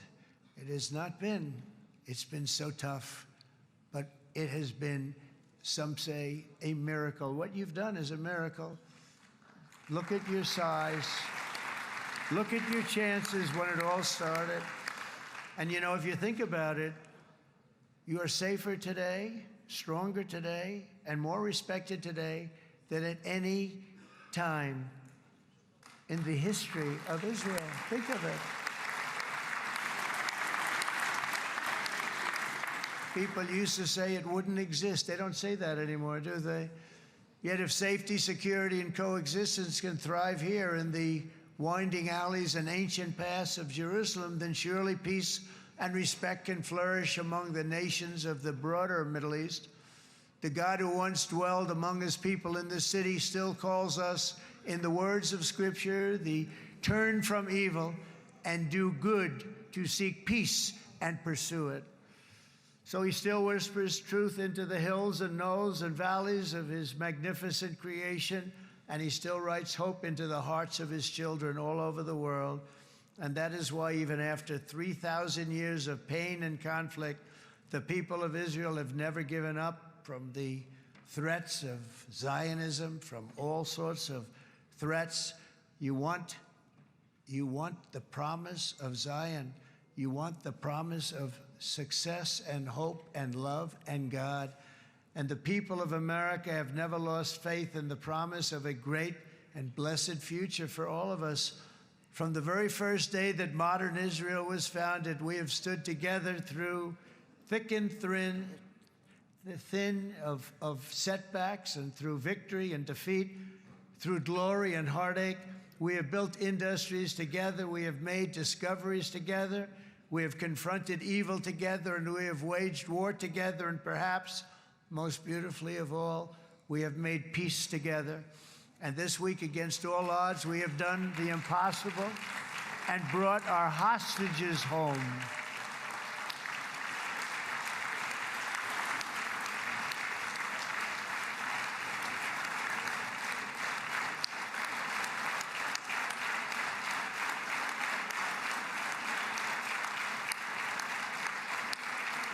So now we're going to forge a future that is worthy of our heritage. We're going to build a legacy that all the people of this region can be proud of.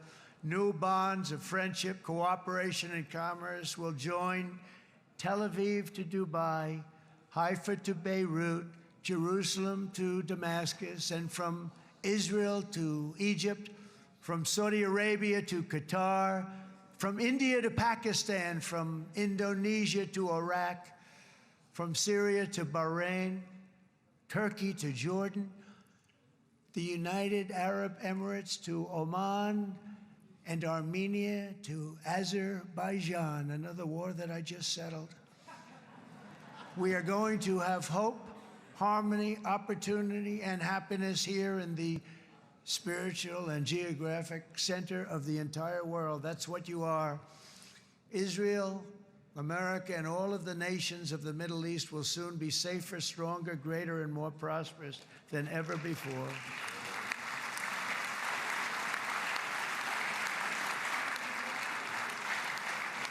And I want to thank you all once again for this exceptional honor. This has been truly an honor. It's seldom that a president is invited to do this. And I love Israel. I'm with you all the way. You will be bigger, better, stronger, and more loving than ever before. Thank you very much. God bless you. God bless the United States of America. And God bless the Middle East. Thank you, everybody. Good luck. Thank you very much. Thank you.